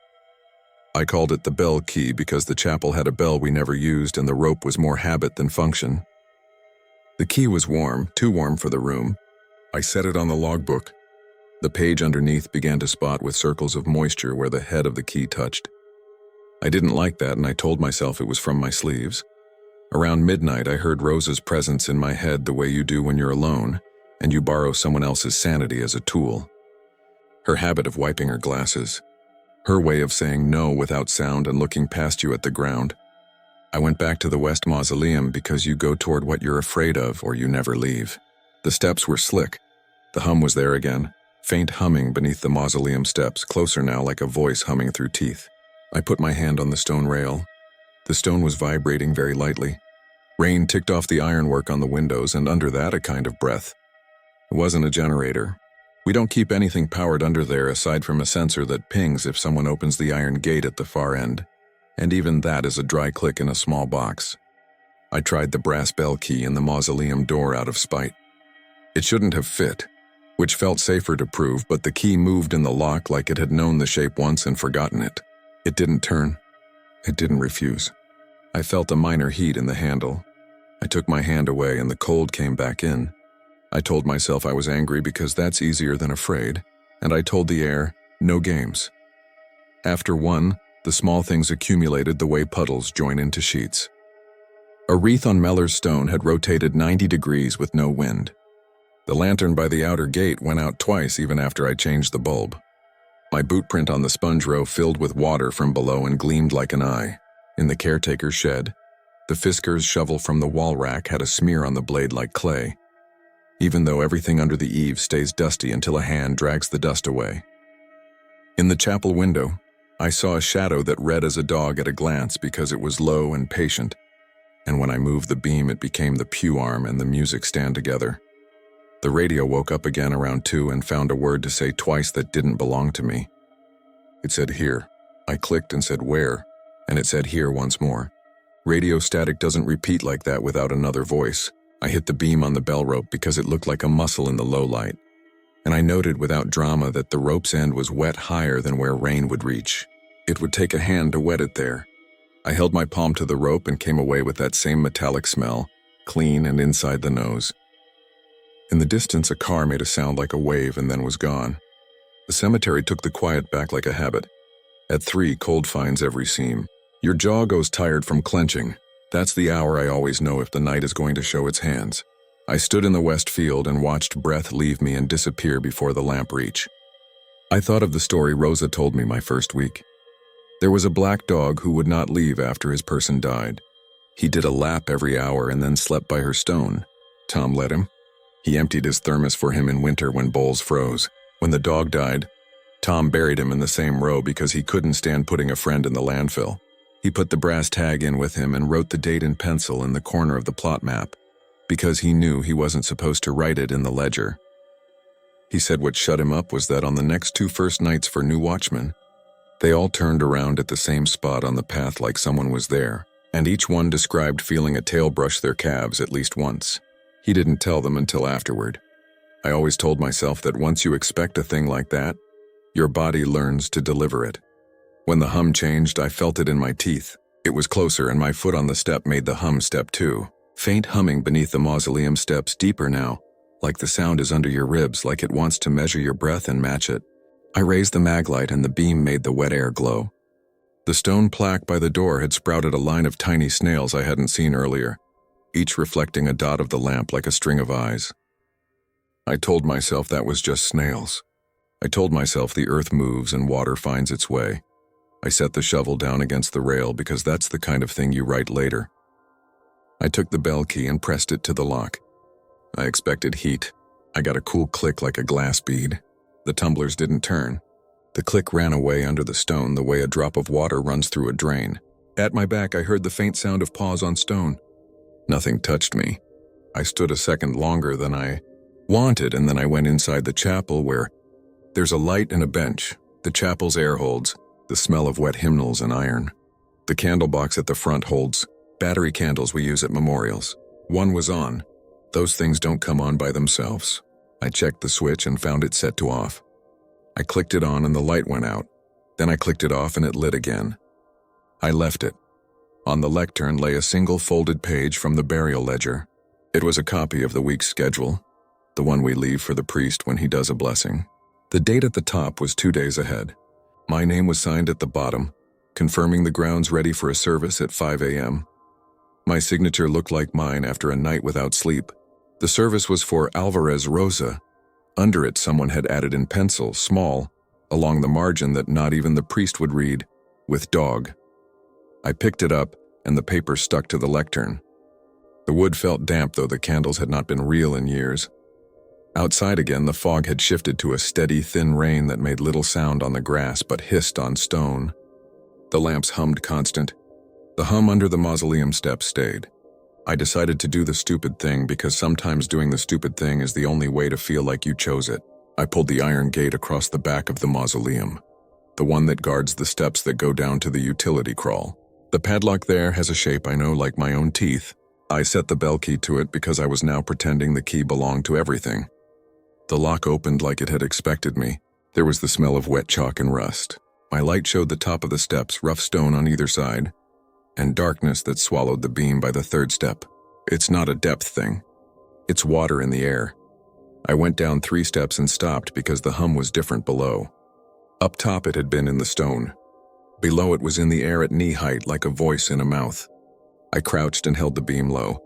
On the third riser, someone had scratched a long mark across the stone face like you'd mark a height for a child.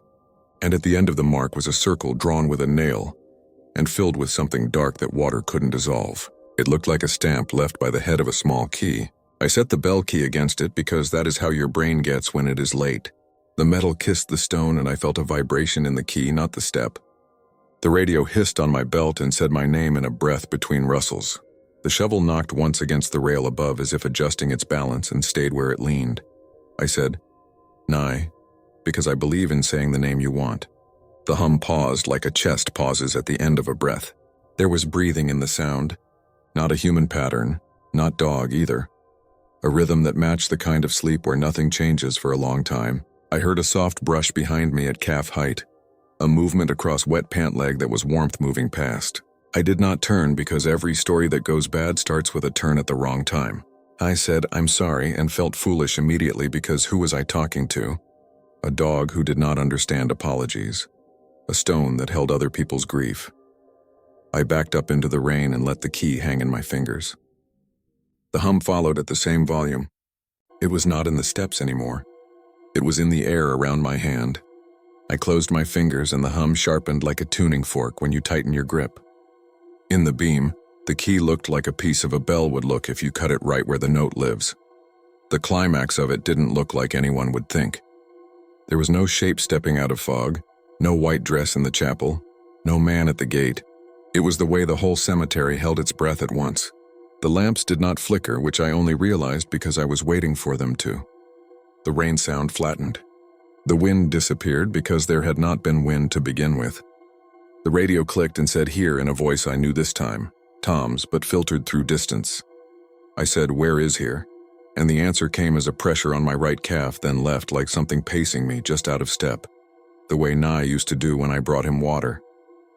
I kept the shovel in my left hand and the key in the right, and went with it, down the row of pikestones and past Crowley, Agnes, and stopped at the square in the sponge where Tom had set a friend years ago. The soil was level. It should have been. A wet print the size of my hand appeared at the corner like something exhaled there. I wiped the rain out of my eyes and shivered, hard enough that the beam shook and the stuttering lamp near the chapel seemed to copy the shake. My breath fogged. My mouth tasted coins. I set the shovel tip in the ground because I needed a third point of contact. I tucked the bell key into my palm and it fit so exactly it felt like it had been waiting for my hand and not any hand. The radio went to white hiss and then found a low band, not city dispatch, not maintenance, something else. And in that band came a steady behind noise hum that matched the one under my ribs. It grew until I could feel the sound in my eardrum without hearing it with my ear. The bell rope on the chapel moved by 1 inch and stopped.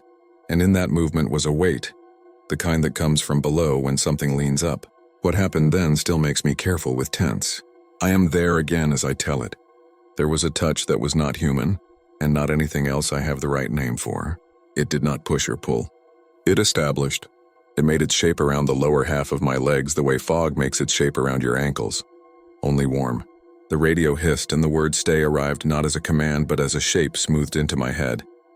And I recognized it as the one word a dog learns first, that is about distance. I set the shovel down and crouched because everything in me told me not to stand tall above something that wanted me near. Rain soaked through the knees. My breath made 2 small ghosts and then none at all when the hum met it. I held the key and thought of Rose's name on the page with the wrong date, and felt a little rage because whatever thought it had a right to her had to get through me first. The steps of the mausoleum sang then, not a tune, just a resonance that happens when a truck passes and your cupboard whispers. The hum chased that resonance up and down and found a pitch that made the key in my hand vibrate. I knew the physics well enough. Bells ring because energy hits a material that wants to move in a certain way. The key wanted. Something called it. The call did not come from the door. It came from the ground at the corner of Agnes Crowley's plot, right where Tom had tamped with the back of a shovel and wiped his eyes after coughing too hard to pretend it was the cold. The shovel lifted by an inch and fell back, metal edge ticking stone. No hand held it. Water found a seam and ran in a rivulet toward the path that wasn't the lowest grade. The bell rope brushed the chapel door. The radio cut from hiss to silence as clean as a blade. The hum settled into a single note that didn't get louder, but stretched until it didn't need volume to exist. In that note, I heard footsteps that were always half a pace behind, and the way claws scritch once and then stop because a paw lifts. I set the key against the soil at the corner and the tone softened like layered cloth. The pressure around my calves lifted. The warm air moved forward by the span of a bent knee, to the exact spot where Rosa's penciled note had said "with dog," as if to confirm the grammar of the world. I did not bury the key and I did not pocket it. I set it on the grass with the loop toward the stone. The rain made it shine a dull gold. It looked older than it had in the watch house. It looked like the loop had once held a tag. I spoke as quiet as I could without whispering because whispers make it worse. I said, "Okay." I said, "He stays." I said, "But not the girl." I meant Rosa in the ledger, the wrong date, the wet thumbprint. A sound like a soft exhale left the ground, low and brief. It ran through the stone's base and up my hands resting on my knees. The hum under the steps receded not even a yard, just enough to tell me that my body could move without raising it again. I stayed there until the next hour started. The lamps did not flicker. The rain never really changed. The radio did not speak again. The key lay where it lay. At some point I realized my pant legs were steaming where heat met cold air, a thin ribbon that twined and vanished. When I stood, my knees recorded a protest that will outlast the job. I lifted the shovel and hung it back on the shed rack. I walked the path and felt nothing at my heels. Only once did I feel the brush of a tail against my calf, and that was when I passed the bell rope. It tapped my leg like a playful thing. I didn't smile. Dawn at Clayton Grove is not sunrise so much as the sodium lamps admit the world back in. The sky lightened to the color of paper with water spots. Birds started in the U's one by one like someone testing a defective speaker. The watch house window fogged from the inside because of my breath and the radiator's effort. I signed the log at 5:58 a.m. because I couldn't wait 2 minutes to make it look cleaner. I went to my truck to change into dry socks and stopped because I realized all at once that I had not stepped outside the gates all night, and the gate chain hung flat, no memory of a hand. False relief is a thing you can locate. Mine was at the desk with the log and the key. The key was where I left it on the bench in my head, by the Crowley stone. It was not on the desk. The bell loop on my palm had pressed a faint line like a ring for a marriage you might think you misremembered. I told myself I had imagined leaving it by the plot, that I had carried it back and set it down and not looked. I pulled open the log to write a note to ask Rosa if she'd seen it, because she saves me from my own forgetfulness more than I admit. The log lay open to a blank page. At the bottom, an inch above the line, sat a faint watermark in the shape of a loop and a bit. The kind a brass key would leave if you set it there wet and left it long enough to dry. The date at the top was correct. The time stamped by the punch clock across the room read 5:57, a minute before my pen had made the mark I remembered making. For a second, the room seemed to inhale. I heard through the wall the hum I had decided had gone. I went back to the West Mausoleum with my socks still wet and the lamps shutting off one at a time. The steps looked like any other morning after a rain. Small snail tracks on the low stones, moss bright as a bruise. I stopped on the second riser and felt it again. Not loud, not intrusive, but present. Faint humming beneath the mausoleum steps. What do you think of this story? Tell me in the comments what you would have done if you were there. I read every single one of your thoughts, and some of them stay with me longer than I'd like. Now, let's move on to the next story, because what's coming next might be even darker. The chain on the east gate was already clipped the first time I heard it, a wet metal vibration that flattened into the fog like a held breath. The drizzle made the gravel stick to my boots and my mag light quivered because my hand did. The new sodium lamps we'd put in along the main path pulsed and then steadied in that orange way that makes everything look bruised. By the time I got the gate relocked and radioed the watch house, the sound had settled back into the stones. I'm the night caretaker at St. Bartholomew Cemetery outside the city, and this was during my final week of nights before moving to daytime schedule. I took the job after my father passed. It seemed fair to take a place where the quiet is at least honest. The place is older than people think, with a watch house that still smells like pipe tobacco, and a tiny chapel where a string pulls a bell that nobody rings anymore. There's a brick mausoleum down the center line that looks newer than it is, because the stone takes rain differently than the old graves. I learned every path by the way the fog sticks in different layers and how the drizzle collects on the iron fences before dropping in slow taps. My supervisor, Mrs. D'Souza, writes in a small square hand in the logbook and wipes her glasses when she's thinking. Rafik, my only regular night partner, taps his lighter against his knuckles when he's bored and pretends he's not counting the hours. I keep the keys on a brass ring in my right pocket, because when they swing against my thigh, I feel less alone. The first off note wasn't dramatic. A burial record I'd copied from the funeral home noted January 13th for a Mrs. Salma Bano, but the stone that arrived said January 31st. That happens with orders sometimes, so I penciled a question mark in the margin and left a sticky for the day clerk. Later, the day clerk insisted the family approved the 13th. Mrs. D'Souza shrugged and wiped her glasses.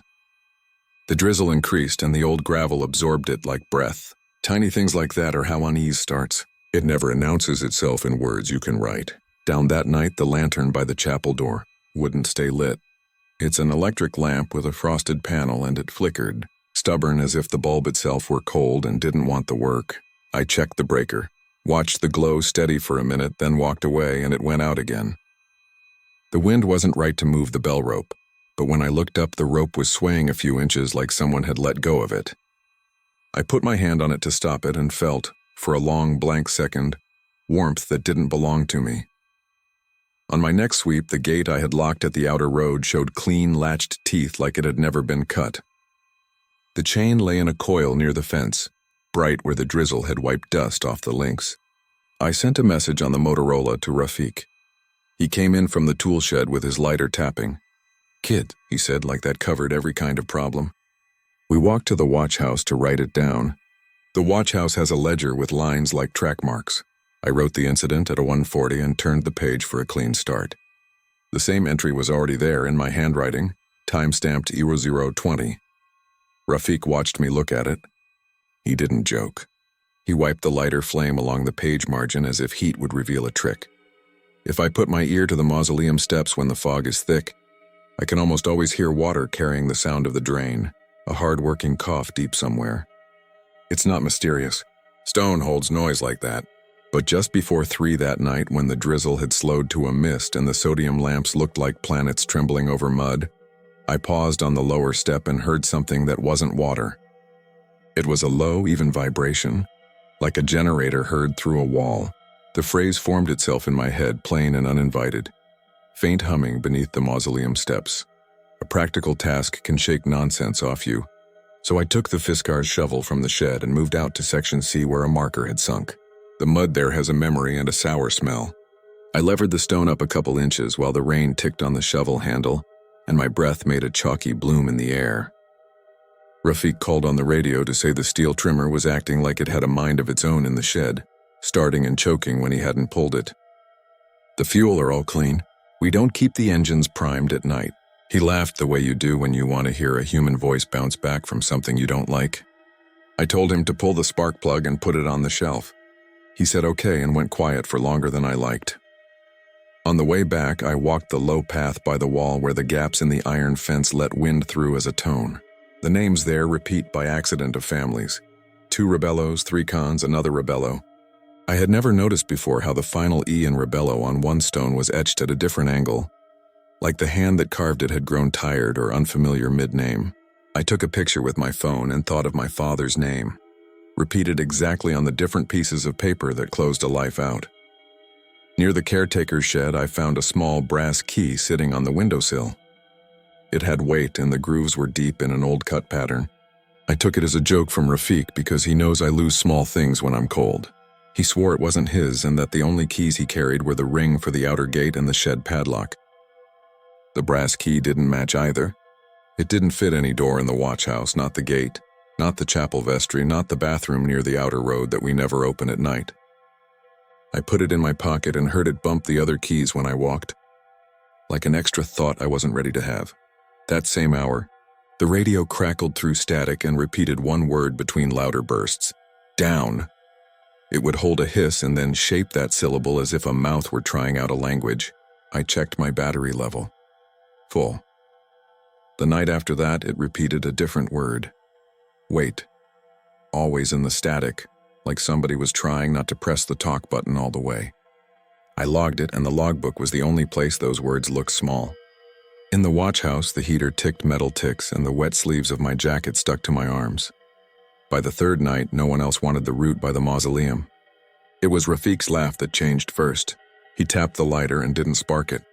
"Tell me if you hear anything," he said, and wiped his hand on his pant leg, which I'd never seen him do. Mrs. D'Souza came at 7 with her square handwriting and asked why the gate chain had been replaced. I told her about the clipping. She held up her glasses to the window on her handkerchief and said she would call the city about the outer road lighting because 2 poles had blown. You can walk miles here and feel like you're standing in one place because the fog stretches the view and compresses the steps the grave with the wrong date kept, reaching into my head like a tag that won't stop, scratching your neck. I went back to Section B where Mrs. Bono's stone stood and touched the numbers with my thumb. They were cold in a way that ate through glove wool. The damp soil around the stone was darker than the rest of the plot, as if it had been turned over a little and pressed back like bread dough. The weather that day had not been wet until after midnight. I know because I logged the first drop against the watch house window each night. I told myself there had been a broken sprinkler run by the church next door sometime in the daytime, though we don't share equipment. On patrol, I passed the chapel door and the lantern went out again. I walked straight over, tightened the bulb, tested the wiring with the little sniff-it tool we use. Fine. When I stepped back and turned my head, I saw the bell rope twitch like a muscle flexing in a jaw. I held the rope again, and this time it felt cool, slack, dead rope. Out on the main path, a lamp broke into a stuttering flutter and steadied. The fog deepened to that gray that hides edges but leaves the black gaps under hedges like mouths. When you hear old stories about a place, they stack like very light objects in a corner. They're easy to ignore until a draft gets in. An old man named Imran had been here before me, and he left without formal notice after 30 years. The story was that he quit when he found the headstones moved an inch closer to the shed every dawn for a month. People laughed, like you laugh when someone spills tea on a carpet and apologizes to the carpet. But I understood how you could notice a thing like that when you walked the same loops, when you noted the same chipped corner of concrete with your toe in the dark. What got me the next night was the spare grave plot map rolled in the watch house drawer. I unrolled it to put a new paper on top and saw my own notes in pencil on the margin. They were marks for a plot I hadn't measured yet, little arrows and a calculation. It's possible I drafted routine steps without thinking while we were hectic the day prior. People do that. But my pencil was still sharp to a fresh point when I looked down at it, and the wood didn't show the wear of those marks. Sometimes the mistake is not the thing itself, but the moment you know you cannot explain how it made it to where it is. On Thursday, 2 hours before dawn, a soft humming under the mausoleum steps came back stronger. The rain had turned to a fine needle that stitched my hood to my neck, and the fog had the shine of showroom glass. I set the maglite beam low because when you lift it into mist, you blind yourself.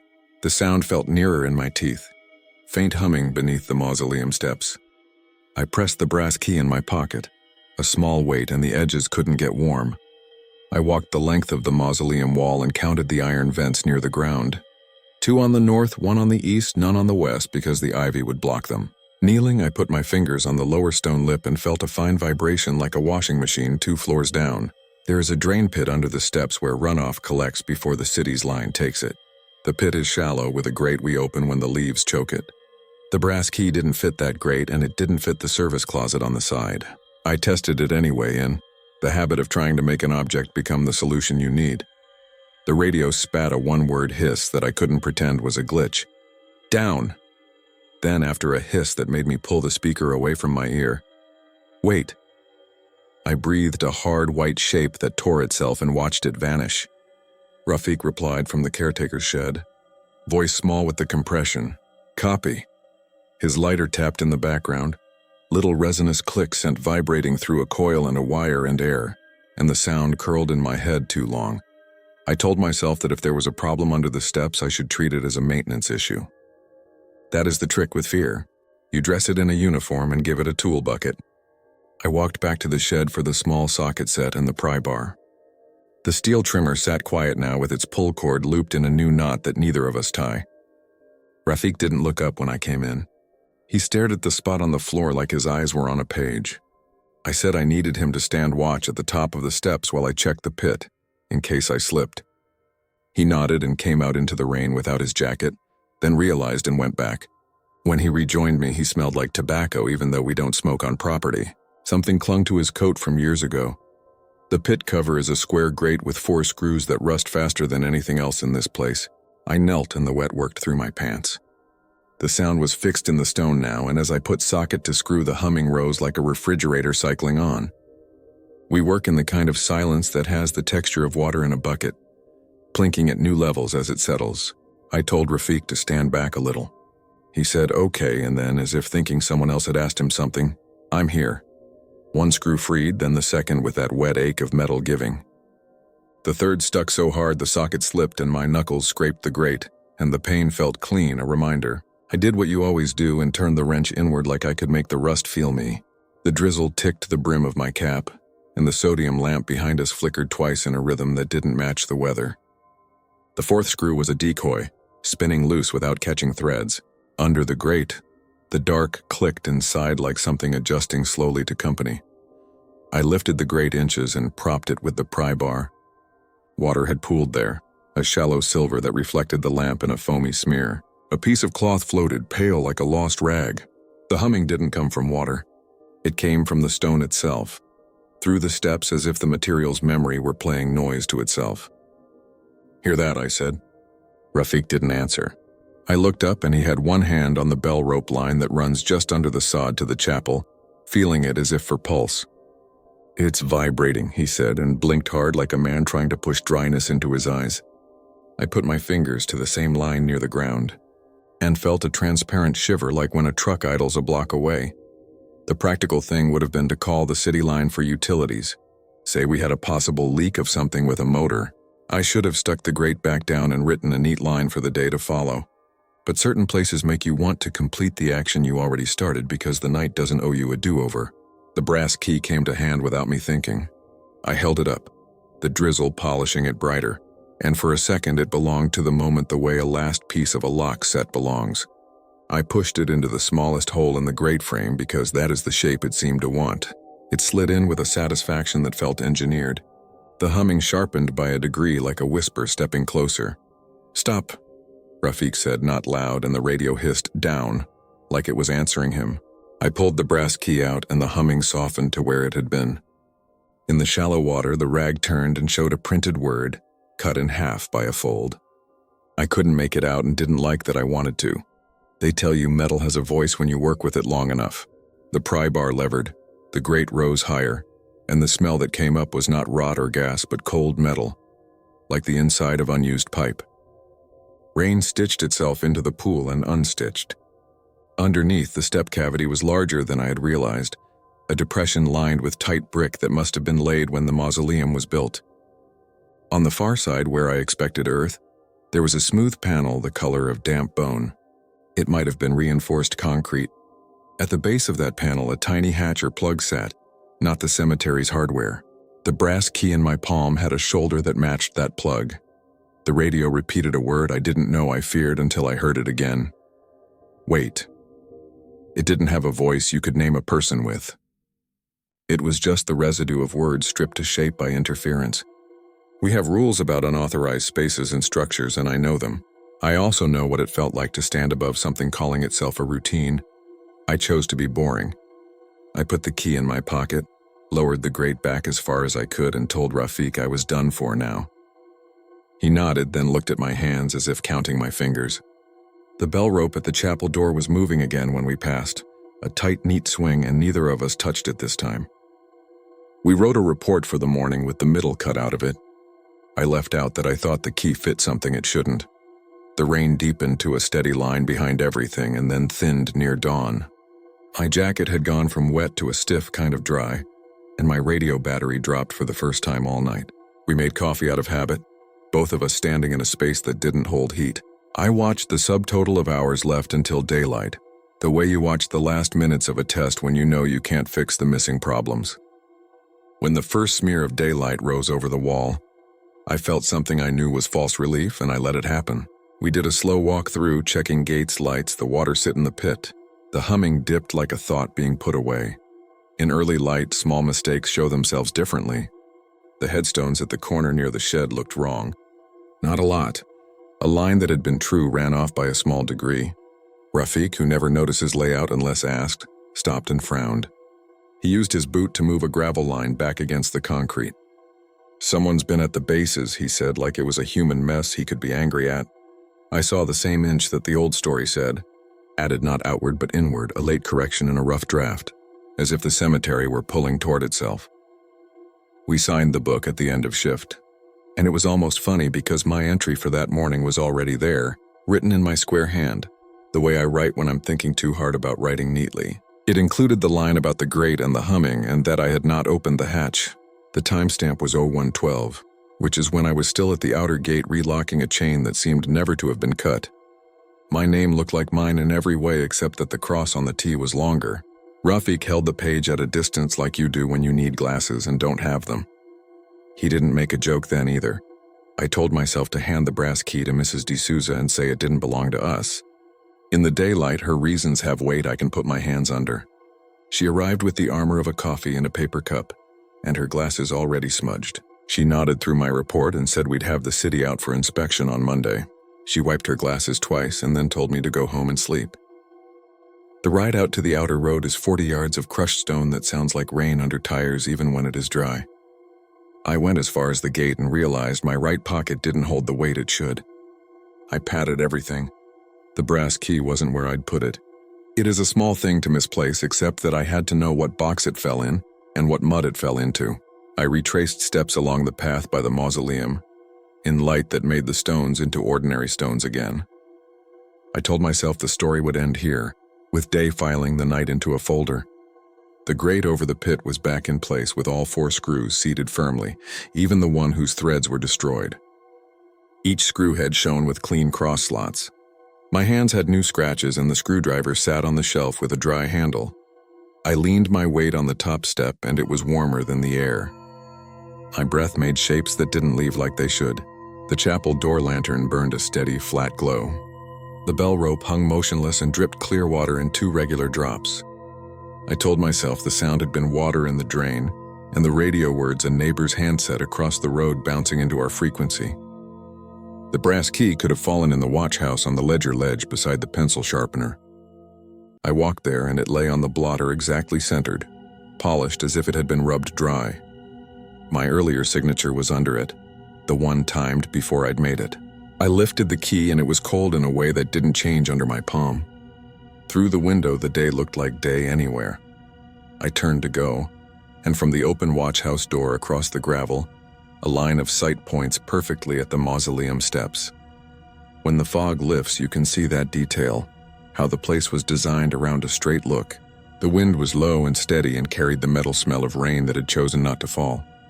The hum arrived clear by itself as if the other sounds had moved aside to let it in, faint humming beneath the mausoleum steps.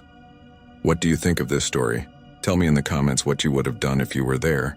I read every single one of your thoughts, and some of them stay with me longer than I'd like. Now, let's move on to the next story, because what's coming next might be even darker.